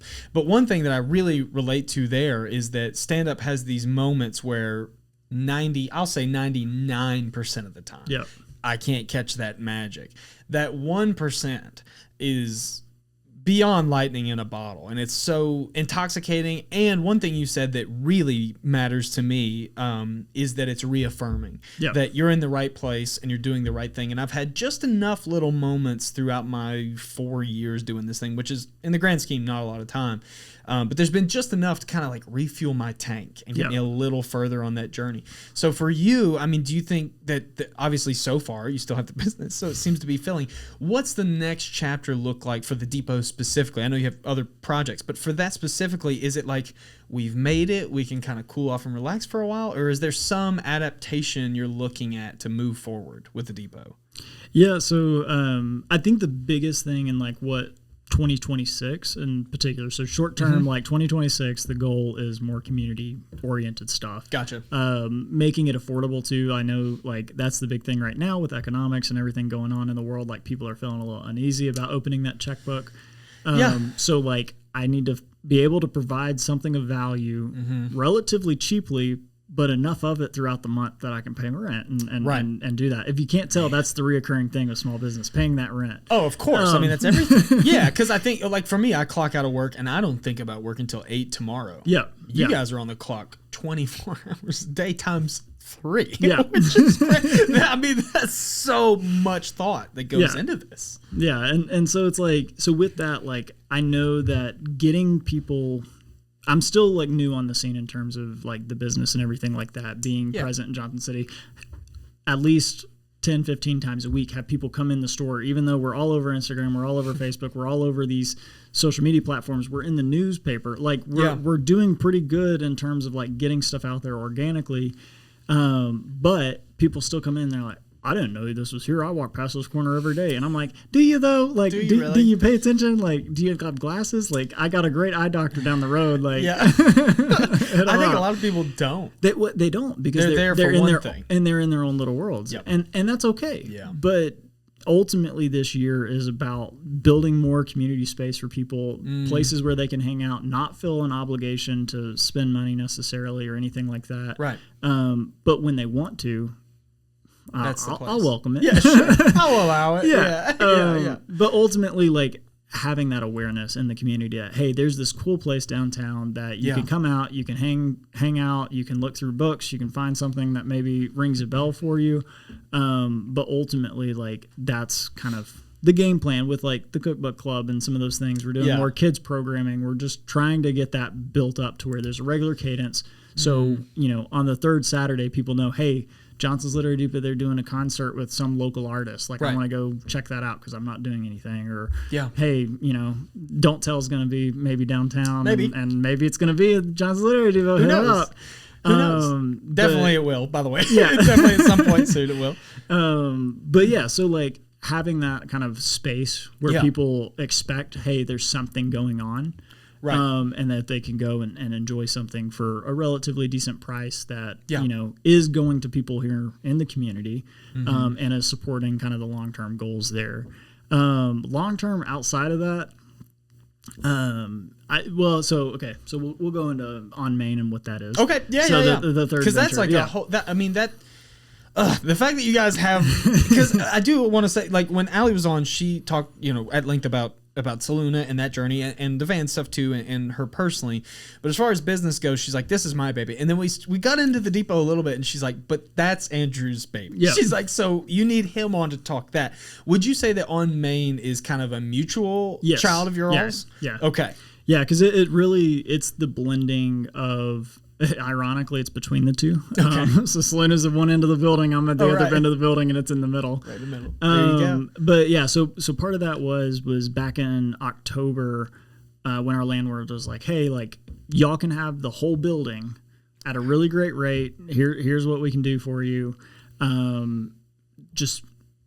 I want you to manage it. I want you to figure out how to make that space viable and useful and it's so much space. Yeah, it is. And it's a former bank originally? A former bank, yeah. So they had executive offices upstairs and then the bank branch downstairs and then 2 basements. Wow. So it's just a massive amount of space. Yeah. And so we were like, okay, we need to figure out something with this. Yeah. So at first we're like, okay, we'll, hit up our contacts and see if anybody would maybe want to rent that portion of the upstairs, see if that would work. Kept hitting dead ends. So we were like, okay, we need something quickly. Yeah. To help cover this kind of dead space that we have and to help generate some income. And so we got brainstorming. We were like, okay, what is a service that downtown needs, but also an opportunity to utilize this space in a useful way. And so with that, me and Allie, again, we both have done extensive marketing stuff. That's one of the things that paid for me to get through college. Allie has always enjoyed it as well. And so it's like... And is great at it, by the way. Fantastic. Let's take a moment to really appreciate it. And hands down, social media marketing is all her. I don't even she's do a queen. yoga. I can't even... I'm the least flexible human of all time. Her reels make me go, that looks good. That does look like fun. Like, she is so... great at it. And I guess, the depot too, like I know that you guys do, like obviously there's promotion for events and all these things, but just the fun that you're able to inject into that is kind of with the humor that we were talking about earlier. It's a additive. It's the little MSG on the package, which is the marketing where you go, but look, we're fun too. And you guys are great at that. Yeah, collaboratively. That's awesome. Yeah, and that really was what that is. It's a marriage of that kind of what we've been doing. We've been doing it for a couple nonprofits. We've done it for a couple other businesses downtown. So we were like, okay, we're already offering these services. Yeah. So we have co-working space upstairs that was old offices that we can easily convert, modernize, make it a little bit better of a space to hang out in. Not only that, so now we'll have people, there during the workday that can be like, hey, I want to go take a yoga class down at the end of the hall at 9:00. And then, when I'm on my long lunch, I want to take another one at 12:30 or whatever they want to do. So they have the opportunity for wellness. Yeah. And then they also have this space where it's a great block to walk when the weather's nice. So you can get out, you can walk around, you can go down to the parks and walk around and come back. You have great lunch places to eat. And then also if you are a book person and you want to go read or you want to go sit down in the depot, you can. So really like that was kind of the thought process is like, okay, how do we utilize this space? Co-working makes a lot of sense. Yeah. And also like we're doing a lot of marketing services on the side. So like we're going to combine the two, put people in this co-working space that are engaged in small businesses or even medium-sized businesses that are really doing the good work downtown and say, hey, like we also have all these other things available under the same roof. Right. What can we do to help you?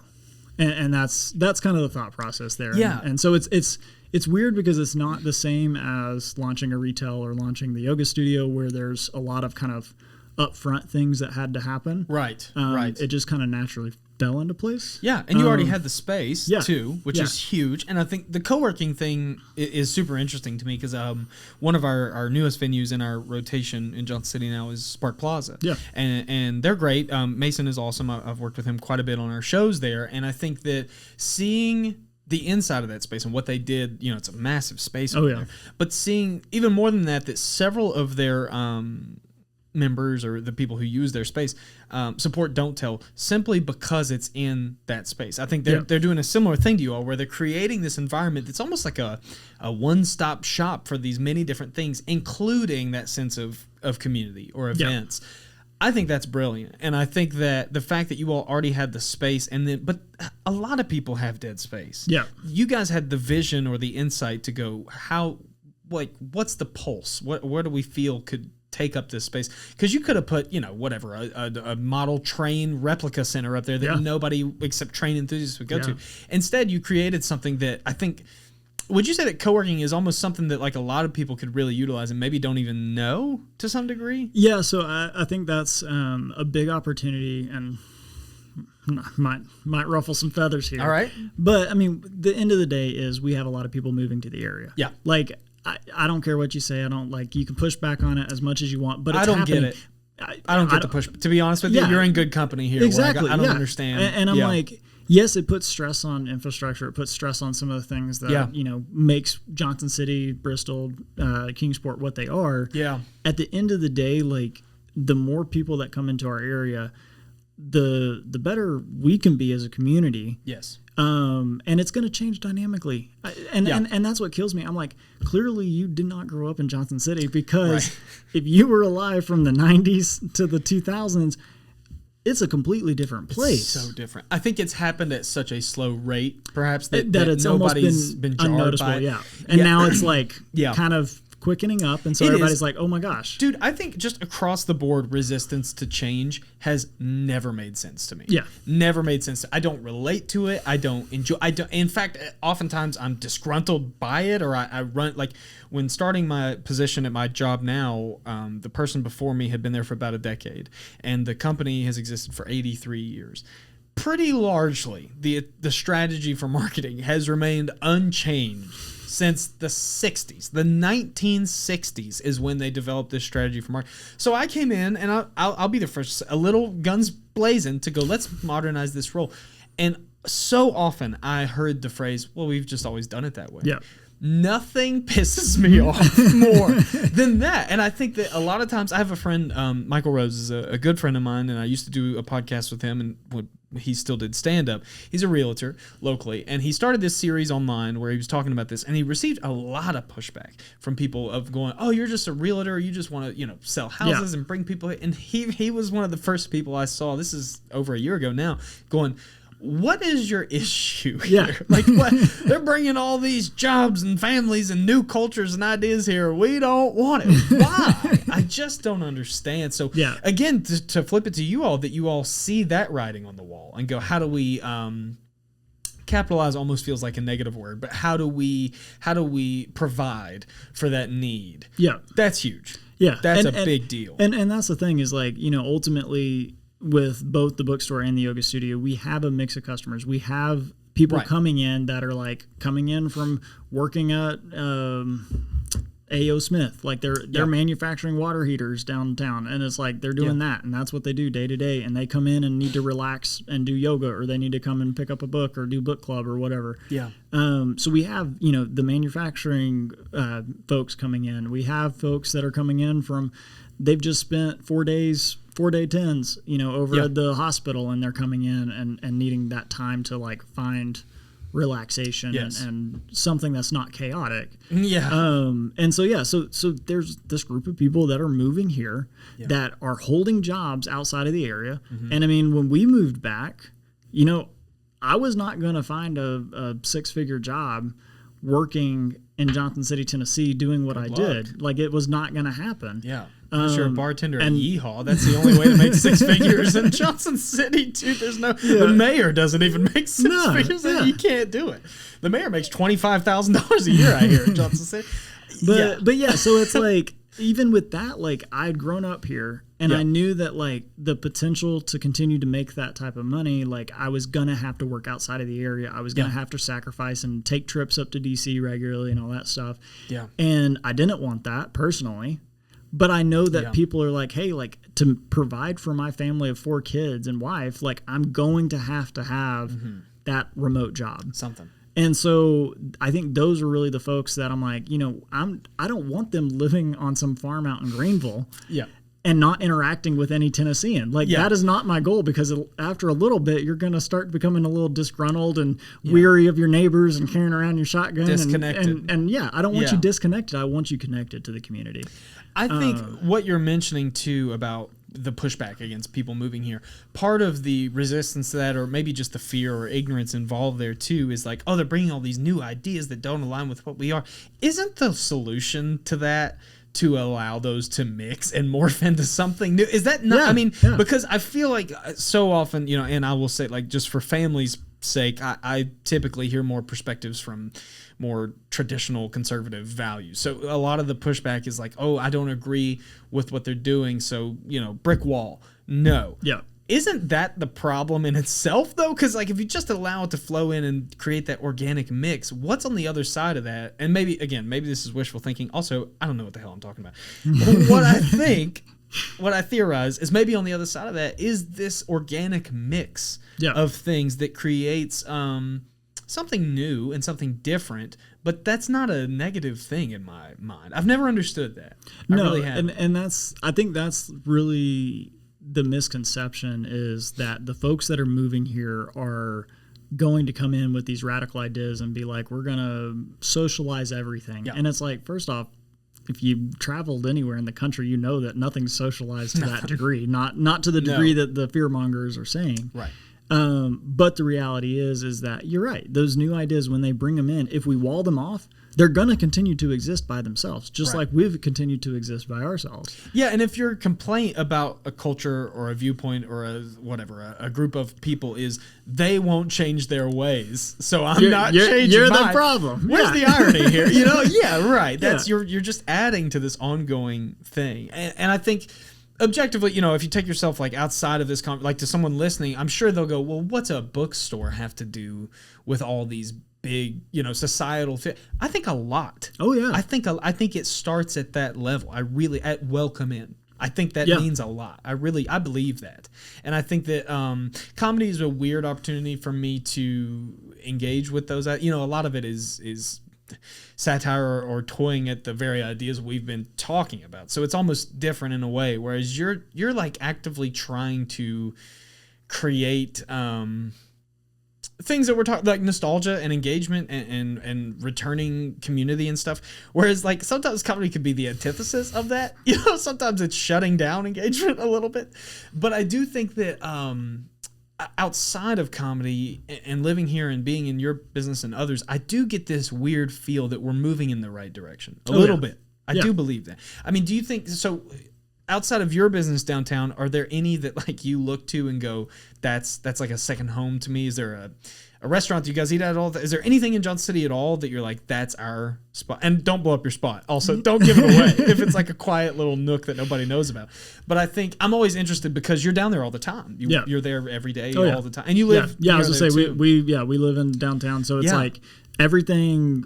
That was one thing when we moved back. We're like, ultimately that is the thing we loved about DC. That's the thing we loved about where we were at in Charlotte, is we had these like tight knit kind of groups where like everything was walkable, everything was enjoyable. We had our Saturday routines that we were able to go and do.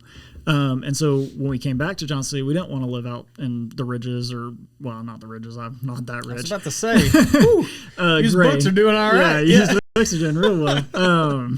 Gray or somewhere like that. Where most of that new influx is winding up. Yeah. And so we were like, we want to live in downtown. We want to, reap the rewards of the millions of dollars of investments that the city's made and private investors have made. I mean, it's remarkable to see the difference that downtown has made in just a 10, 15-year period. Yes, it is. And so it's like, I want to be a part of that.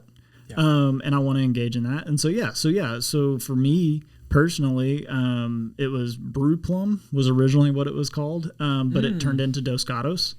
Okay. So like good change. That has been my Good change. I agree with that change. That's the opposite of Cracker Barrel. I'm all in on that change. Exactly. Yeah. Dos Gatos is great. It was. Great. And that was my home. Through, before college, through college. I mean, that was where like I was friends with several baristas, became friends with the owner, and I was like, I was down there at midnight some nights hanging out. It's good. The Cafe Mio. Yeah. Cafe Mio. Yeah, pretty can't good. beat it. So pretty good. But yeah, that sense of community, the Willow Tree used to be the same thing. Oh yeah, with loved that. It. Loved it. I think but now there's so many businesses that are doing something similar. So like the Philosopher's House, the Generalist, places where you can come and like be and not feel like an obligation that you're like being watched or anything like that. That they're like, you got to spend that money. Yeah. JCBC, it's the same way. Yeah. I love anywhere that I can come down and hang out. And I enjoy, particularly as I've gotten older and 2 beers, Sure. starts to do some damage on the body. I'm 26 and 2 beers is I'm like, I'm good, man. Oh man, wait 2 till beers, I'm off to flight. I'm good. I'm straight. But yeah, so like, as I've gotten older and I'm starting to disconnect a little more from alcohol being the center point of sociability and all that stuff. Yeah. It's definitely been nice to have all these other places opening up. Yes. And so that is like one of those neat things is there are more and more of that. And I hope that, I'm one of those opportunities where it's not like, hey, you have to come and buy a coffee or you have to come and buy a beer or anything like that. Like, again, you can come in and there's some comfortable seats. There's a couch right there in the front room. Yeah. For your aching bones, you can sit down and during the semester, I had 2 college kids coming in every Friday morning, right at open, 10 a.m. And they would come in, grab Trivia Pursuit off the game rack or whatever. Wow. And sit there and play for like 2 hours. That's hilarious. And I was like... They just found out about Trivia Pursuit. Yeah. This thing's awesome. But I'm like, that's what you're doing as a college student at 10 o'clock on a Friday morning. Amazing. Like, so it's like fun. I'm glad to see that. And it I'm becomes glad to be routine and comfort for them, all the things. Appealing to that college age crowd is also, I think, important because you're in Johnson City, right next to ETSU. When I had Sarah Delvin on and we talked a little about, her role in downtown, one of the things she mentioned is that despite campus being right there, that pretty often downtown doesn't get the attention or the appreciation of the student body or the university itself. Do you have a similar feeling there, or do you feel like that the university has kind of embraced your all's businesses? I know that Saluna probably is a little more, I don't know if I'd say more marketable to college kids, but like a lot of kids on campus are aware of Alley, I'm sure, and support that one. But with the Depot specifically, is that trickier for you? No, because typically they're looking for used bookstores for like English 101, English 102, stuff like that. So I think that helps. That brings them in. They're studying. That's true. They need those books. They do need books. That was a dumb thing I said. College students in a bookstore. I don't see it. I do get questions about textbooks. I'm like, guys, do not. Just go rent them. Don't be paying for textbooks. Don't come and spend $120 in my store. Like, I don't want that. Agreed. eBay maybe. Yeah. Maybe. But yeah, no. So I do think it is a challenge. And I think you have to be very intentional about it. Yes.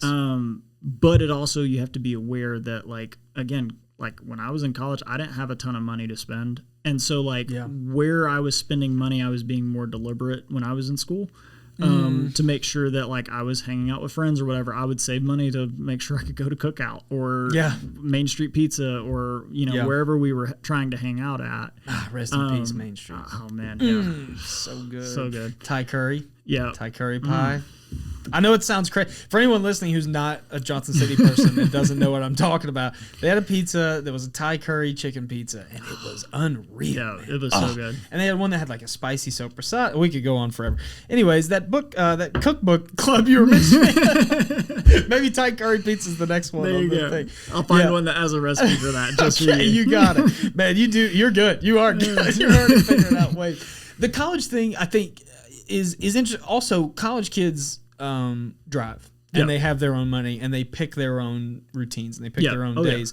What's almost more impressive to me is when you were discussing the kids, the smaller age kids, and appealing to them. I mean, there's a reason McDonald's used to have playgrounds. You know, there's a reason you want to market to children. It works. And people still eat McDonald's even though it's poison just because they used to play there as a kid or whatever. So, I mean, I do think that another factor you mentioned in the downtown kind of transition period that we're in is I'm starting to see more things for them. Oh, yeah, 100%. That's a big thing. And I know that when Sarah was on as well, we discussed, like during Main Street Days, they have the putt-putt courses out for the kids. Hands-on Museum was a big one when I was a kid. You know, that's gone now. But like the fact that appealing to not customers, but to community, I think that includes kids because people have kids. 100%. Yeah. And I think that's honestly, since COVID, that has been a huge missed opportunity for downtown. Yeah.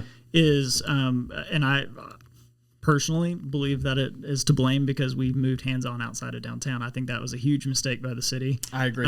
Great Fossil Site was fantastic, but it could have been its own thing. Yeah.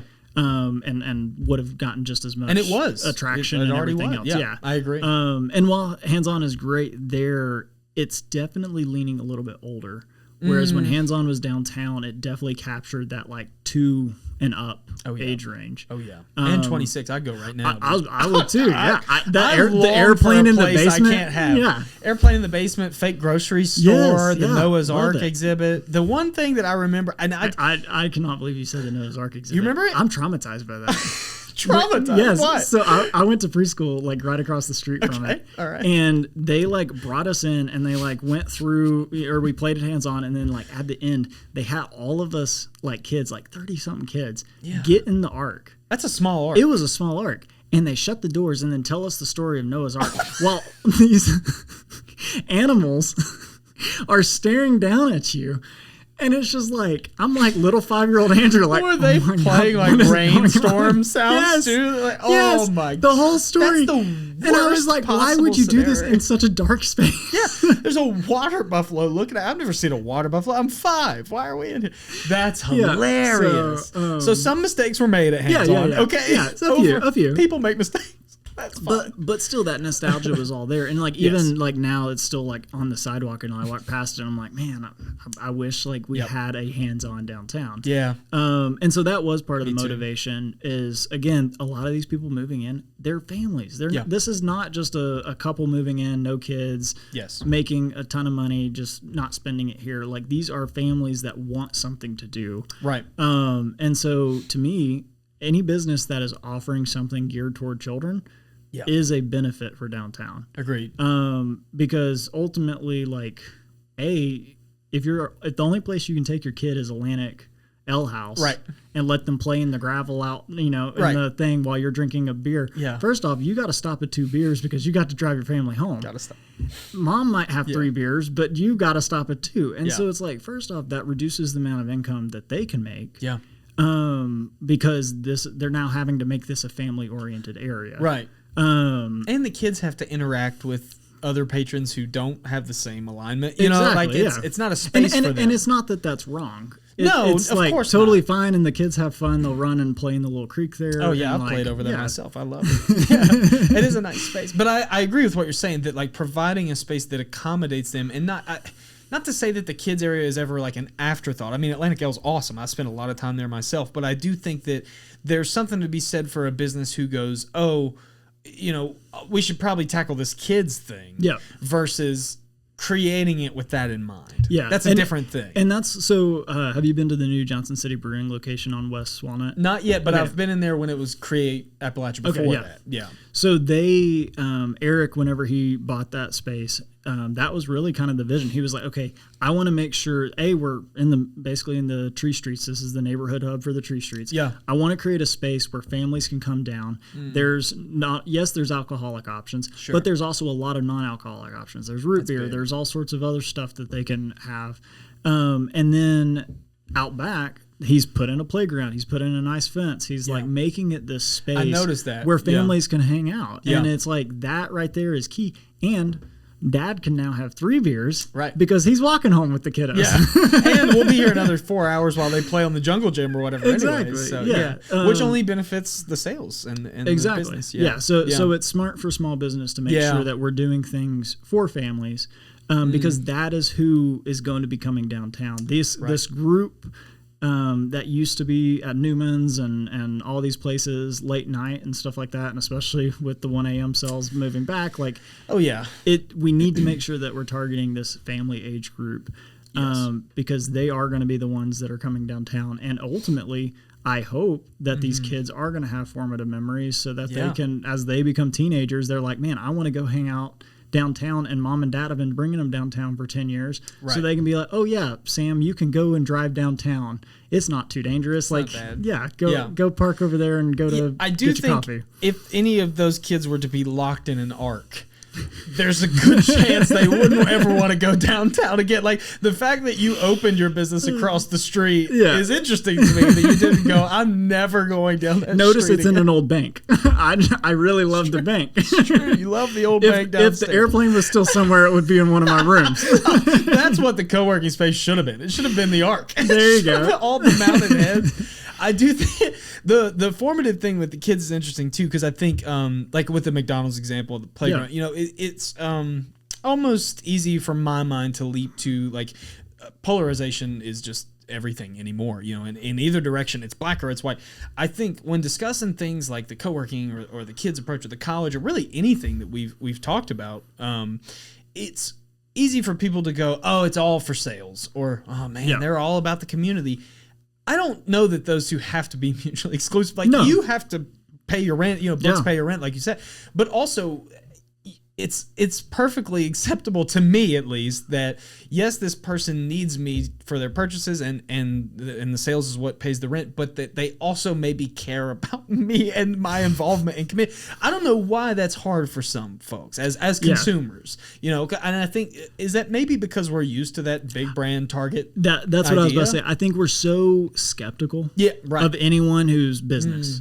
And it's like, and that's really like the mind shift that me and Allie have had this last year with the bookstore and stuff like that, is we've realized that like ultimately like it would not have happened without the community involvement from the beginning. Sure. The 10,000 books right out the gate. And so it's definitely like a mind shift for us to step back and be like, okay, you know, ultimately, like, again, we were not fools. We knew that like small business is not going to make us millionaires overnight, and we're not going to be going on cruises and buying a yacht here in a few years.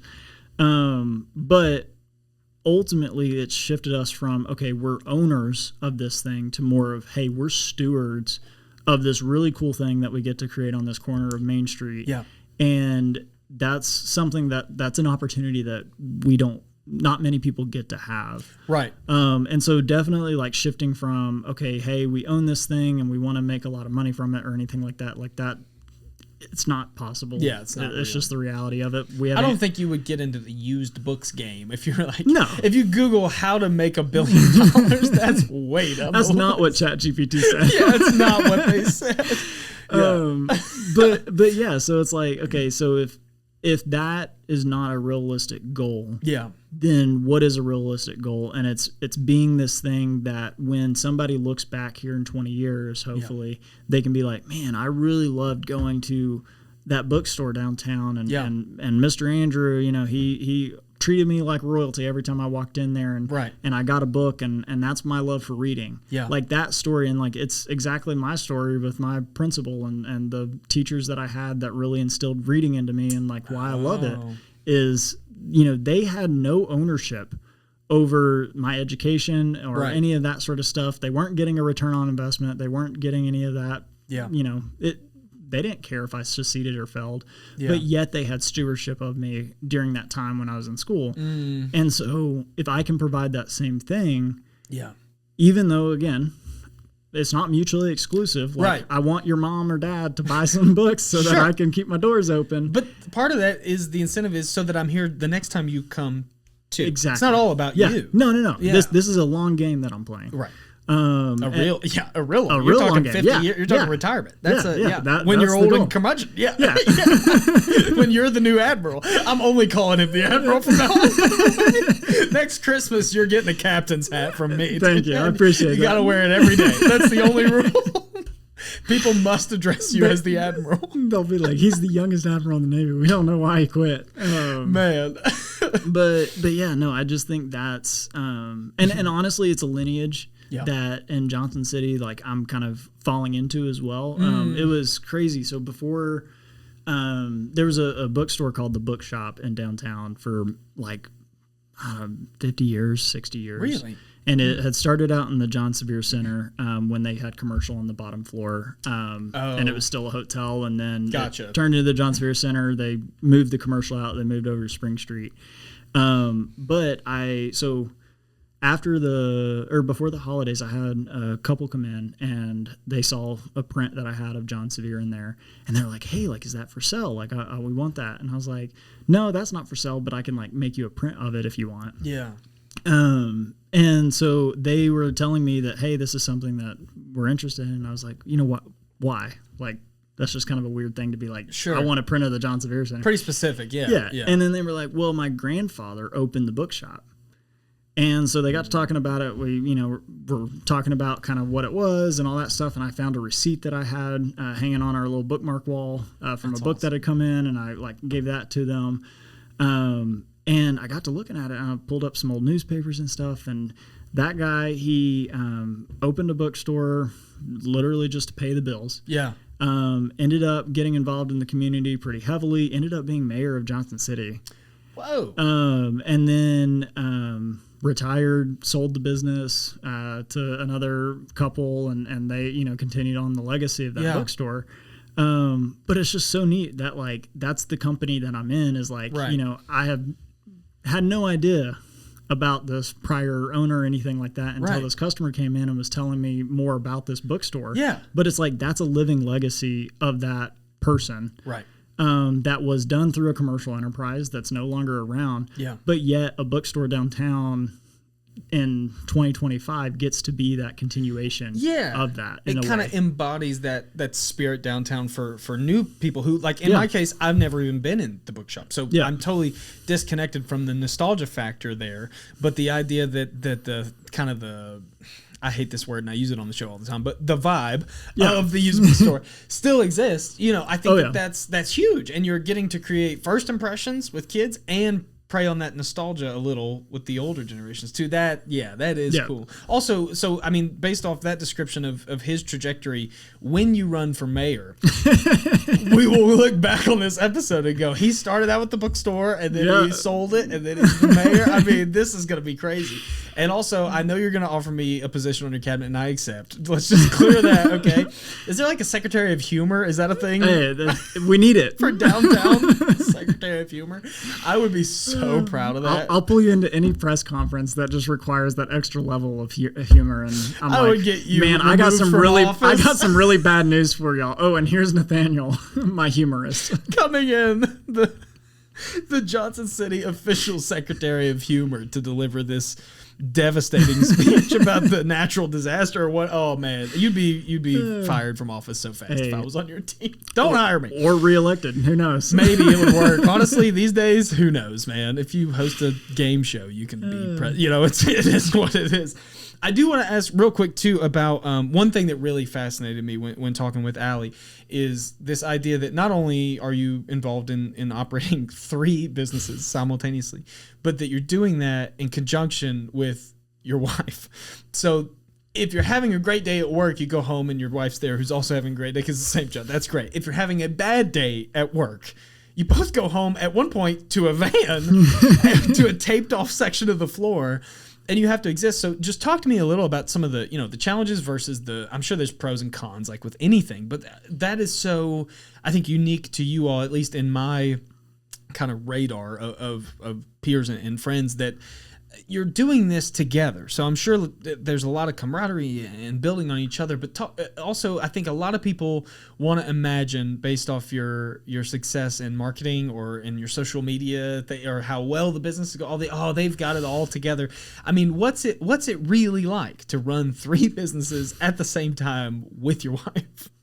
So that is kind of the unique thing too, because I feel like a lot of couples that go into business and they have one enterprise and that's what they're working on together. Yeah, you can easily butt heads very, very quickly and be like, I am tired of you. I don't want to see you for 2 days. Like, get out of my house. Like, that sort of thing.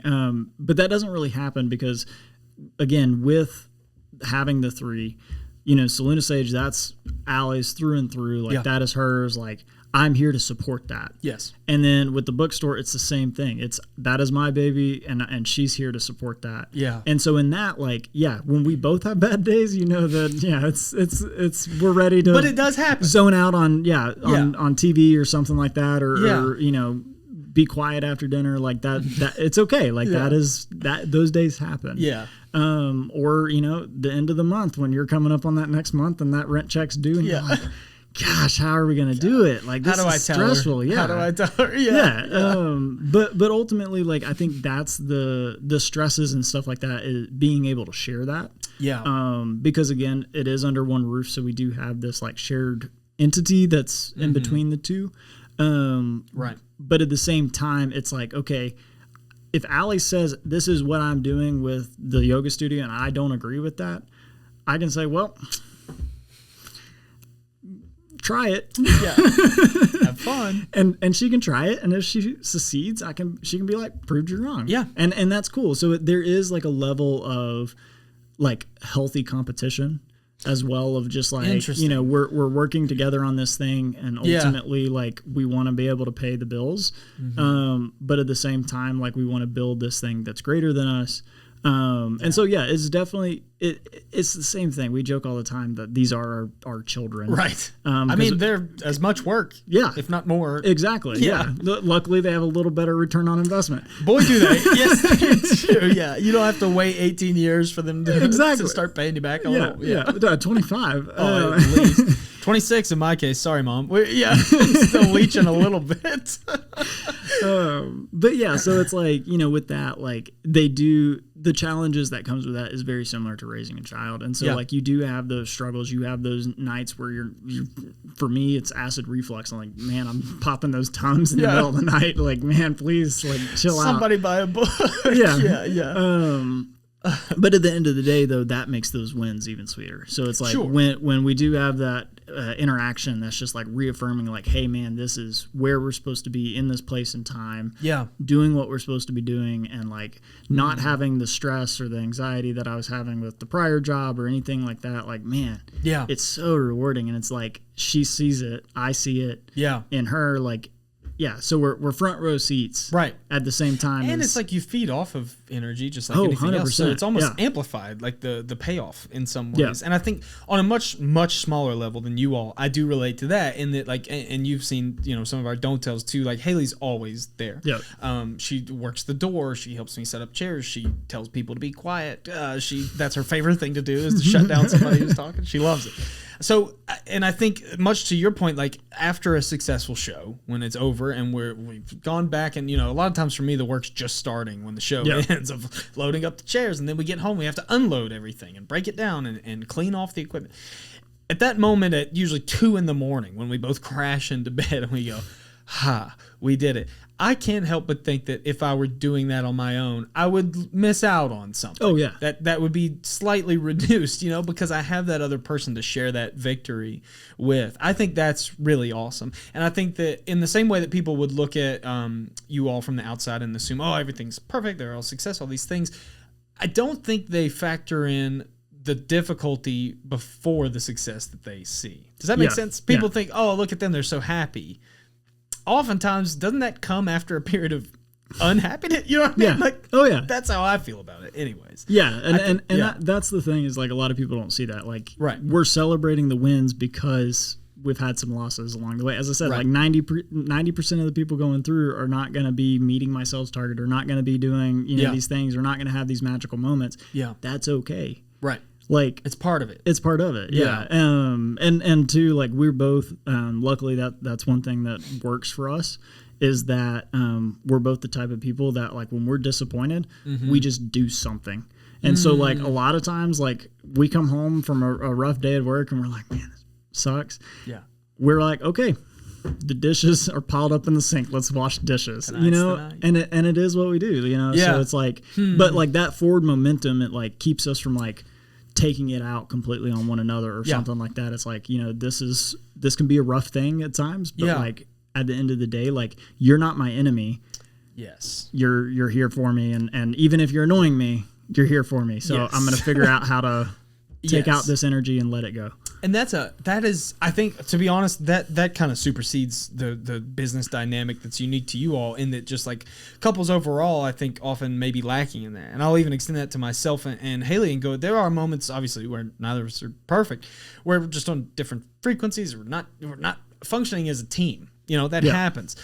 What's interesting to me is that in spite of those moments, you all have made it through that, and you founded her baby and your baby, and now you have this third mutual child that you're both claiming, which is good. You should always claim your children. But that, like, going forward, I don't see any reason why you all wouldn't continue in that direction. You know, like, I think that it would be pretty logical for someone to assume, oh, 3 businesses, man, it just got to them. They got so stressed. They got so all these things. I've sat with both of you for, you know, hours in the past, and now one-on-one like this. I just think that it's pretty awesome and pretty unique to you all that you have that balance of individuality through the two different babies and teamwork. Yeah. Did that come natural to you all? Because Allie kind of made her take on it was kind of that it was just kind of a natural fit. And she also mentioned that you all were together for years before founding the business. So she's like, we learned each other. It's not like we started dating and started these businesses. Like, you knew kind of your partner going into the fight a little bit. Yeah. Yeah. That's got to be a big factor. Yeah. That I would say is the biggest factor, is like having that groundwork laid early on, and like having a lot of lessons learned. Like, we both grew up in pretty good homes, like everything, like our parents had their flaws, but like at the end of the day, like they figured out stuff and made it work. Yeah. And so like really like those first like 6 years before we were married, like that was like, okay, let's figure out what our parents are giving us that's not great. Yeah.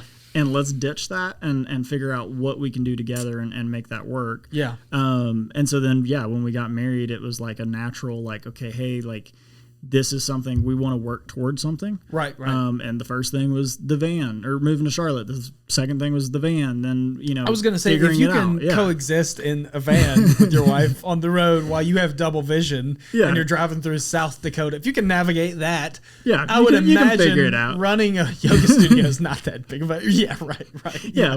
When you can close the door and go to another room, you can figure it out. Isn't that the best? Dude, I remember the day I got back from the van trip, I went and surprised my mom at her office, and I had kind of like misled her into thinking I was still days away, and I got back earlier than I went to see her, and I walked in and I sat on the couch, and she came out of like her office through another door, and the secretary was there, and I remember just thinking, man, there was a wall between us there for a minute. That's great. It's been like weeks since there's been a wall between me and the other person that I'm with. It's crazy. And then just like, you remember that feeling of getting back and you're like, where are we going today? When you'd wake up. Oh, 100%. So antsy. Yeah. Oh, where do we go? Where are we going? What are we going to see? Yeah. There's some adjusting that comes with that, and also maybe some disappointment too on some level. But I think it seems to me that you all kind of took that passion and that almost, I hesitate to say drive, no pun intended, but like, it's not just the drive. There's another factor there, and a lot of it is like the craving for action and adventure and all these things. I can see how you all have almost channeled that into these projects. Do you think that's a part of the success too? Yeah. So the first van trip, we were very antsy. Like, again, we were hitting the road, decently early in the morning, because we're like, we want to go where we want to go. Yep. And that was a lesson learned too, of like, just kind of, hey, we got to slow down a little bit there. Yeah. And so that lesson learned, again, we took it slower on the second van trip. And so now it's like even more like slow. We're concreted ourselves in here. We have a building that's not moving anywhere, God forbid. Well, this is a pretty sizable earthquake. It's not going anywhere. So it's like now we're at this like pace that is very mundane and a lot of times can be exhausting for people. Yes. But in reality, because we're looking forward to each interaction or each kind of thing that we get out of that. And like, with van life, like you meet somebody on the road and it's that weirdo at the gas station that talks to you for 30 minutes. And you're like, dude, please let me go. Like, I don't want to talk to you about whatever your crazy theory is. Yeah. I had an old man with a telescope in a park who was desperate to have someone to stick around and see Jupiter that night. And I was like, dog, it's 4. I'm not waiting around here until sunset. I gotta get out of here, man.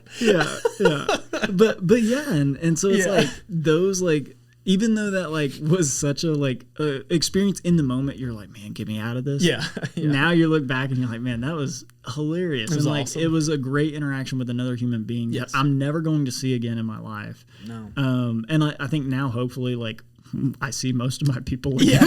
That's the goal. That's the goal. Right.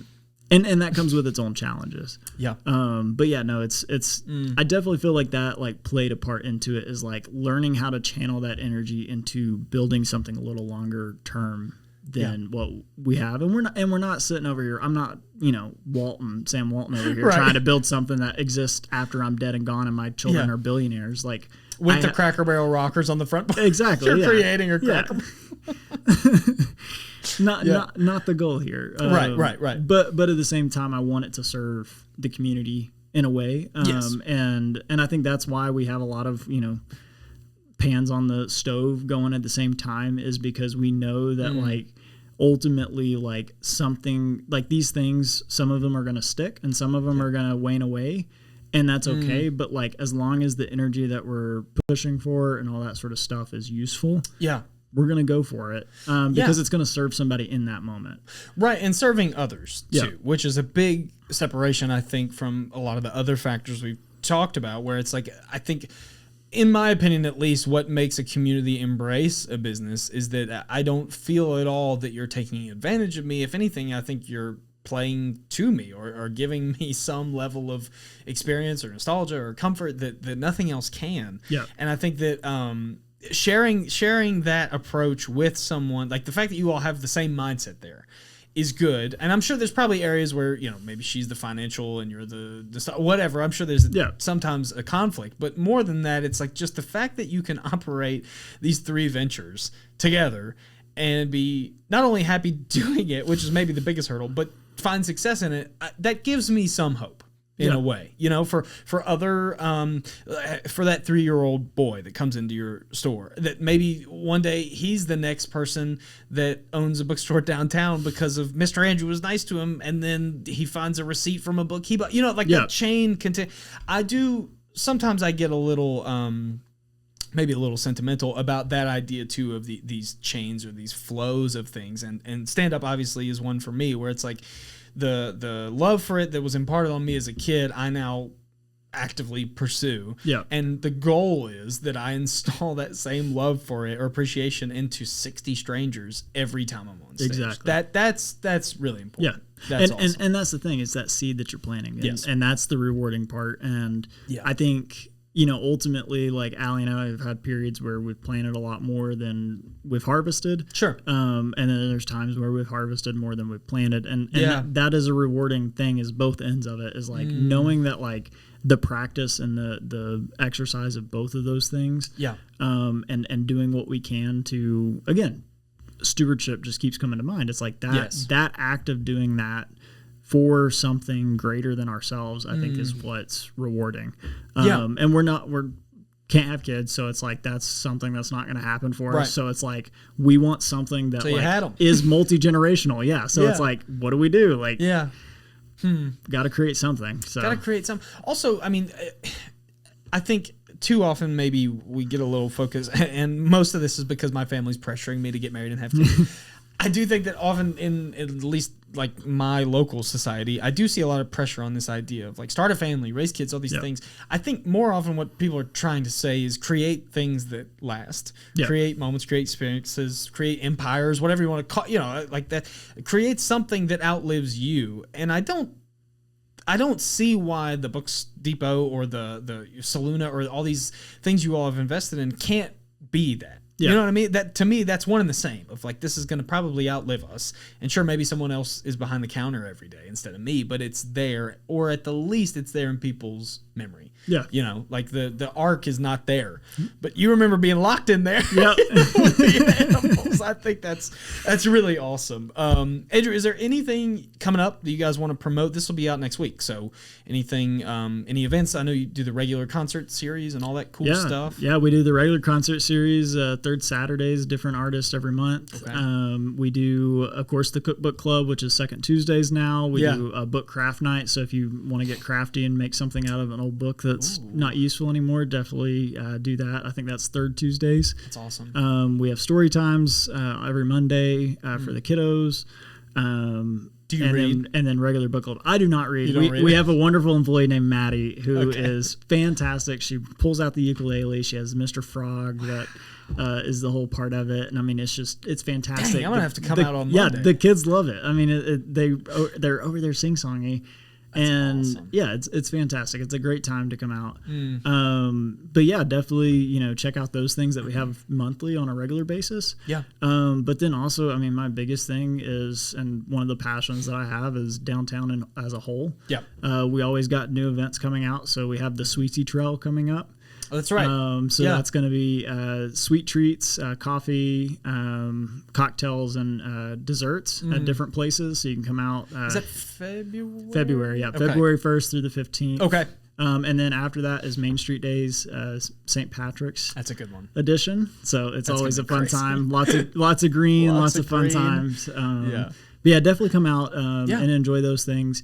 Because again, downtown is a completely different place from what it was 15 years ago. Agreed. And I can't hit home on that hard enough. I'm like, and even a year or 2 years ago, like downtown has dynamically changed. Yeah. And it's definitely a place to come out and explore and find, because you are going to find people who want to have a conversation with you. Yes. And not just a self-checkout machine that's going to accuse you of stealing something and take a little picture of your face in your basket. You might even find somebody in the breezeway who's having a conveation with themselves. That's how many. Exactly. That's how much people want to have conversations downtown. Is they might just be talking to themselves, man. They'll do it. Yeah. It happens. I do think Main Street Days and all those things are great aspects too. That bring all the businesses together. Because you're probably the fourth or fifth downtown business owner that I've sat with. But the idea that all of you collectively are this kind of almost hive mind and like we're in this together. Oh, yeah. The rising tide raises all the boat. I think that's very special, and that may be like the biggest difference from 10 years ago. Oh, that collaboration. 100%. That's huge. Yeah. And there's been waves of it and stuff like that. Yeah. But I think the city and nonprofits and other partnerships that are going on right now is definitely extremely strong. Yeah. Because ultimately, Blue Plum was originated from downtown business owners that were trying to figure out, hey, what can we create downtown? And so, that is what downtown business owners come together and do. Yeah. And I think we're fortunate at this time period to have a little more resources to kind of create that space and be deliberate about how we're doing that. Yeah. But yeah, there's all sorts of good stuff going on. So there's always good stuff. Yeah. That's the other thing. Yeah. It's like you can promote it all you want, but also just walk in the door and there's Exactly. something you'll find an old copy of Shane you didn't know existed. Exactly. Like, who knows? I do want to say, like, of all the downtown businesses that we've done Don't Tells in, and that a lot of them have been on this show, and there's crossover. I do think that since the beginning, you all have been very supportive of me, which I greatly appreciate. And I do think that in this whole conversation about things like nostalgia and drive and connection and community, all these things are words that, to your point, 10 years ago, I maybe didn't hear quite as much. And that when you're talking about the difference between downtown then and now, I do think there's obviously a lot of factors, but the biggest one is people like you all and is businesses like you all that believe in their mission and don't overdo it. Don't take advantage of people and actually believe. So I just wanted to say that I do appreciate that from you all and that side, and that that openness to collaboration is something that I value very much, mostly because that lets me in the door a lot of times too. A lot of this is selfishly motivated, but I do think that it's important, and I think that you are a big part of why we're there. So thank you for that. Appreciate that. Yeah, man. So what about socials? Let them follow, all the stuff. Yeah, we're on Instagram and Facebook, Johnson's Literary Depot. And yeah, you can check out our website. We have a lot of events on there. You can add them right to your calendar. Oh, cool. But yeah, other than that, get your butt downtown, 333 East Main Street. Show up. That's an easy one. Yeah. 333. Yeah. You I was going to say, Yeah. got a good address there. You can do that. But yeah, show up, hang out, bring your family. There's always good times. Yeah. Yeah. That's awesome. Thank you for and we're calm. And you're calm. Yeah, we're that's calm, true. yeah. You will need say welcome in. You need your blood pressure down a little bit, come to us. You will say welcome in, but if Yeah. you get past that part, you can be in You're your good. own world. Yeah. Yeah, 100%. Guys, thank you so much for listening. Make sure to support all the businesses, and also on Main, check that out and support that coming up. And if you need a co-working space, or you need to stretch, or you need a book, you got one building. One-stop shop. Thank you, Andrew. Thank you for coming. Bye, guys.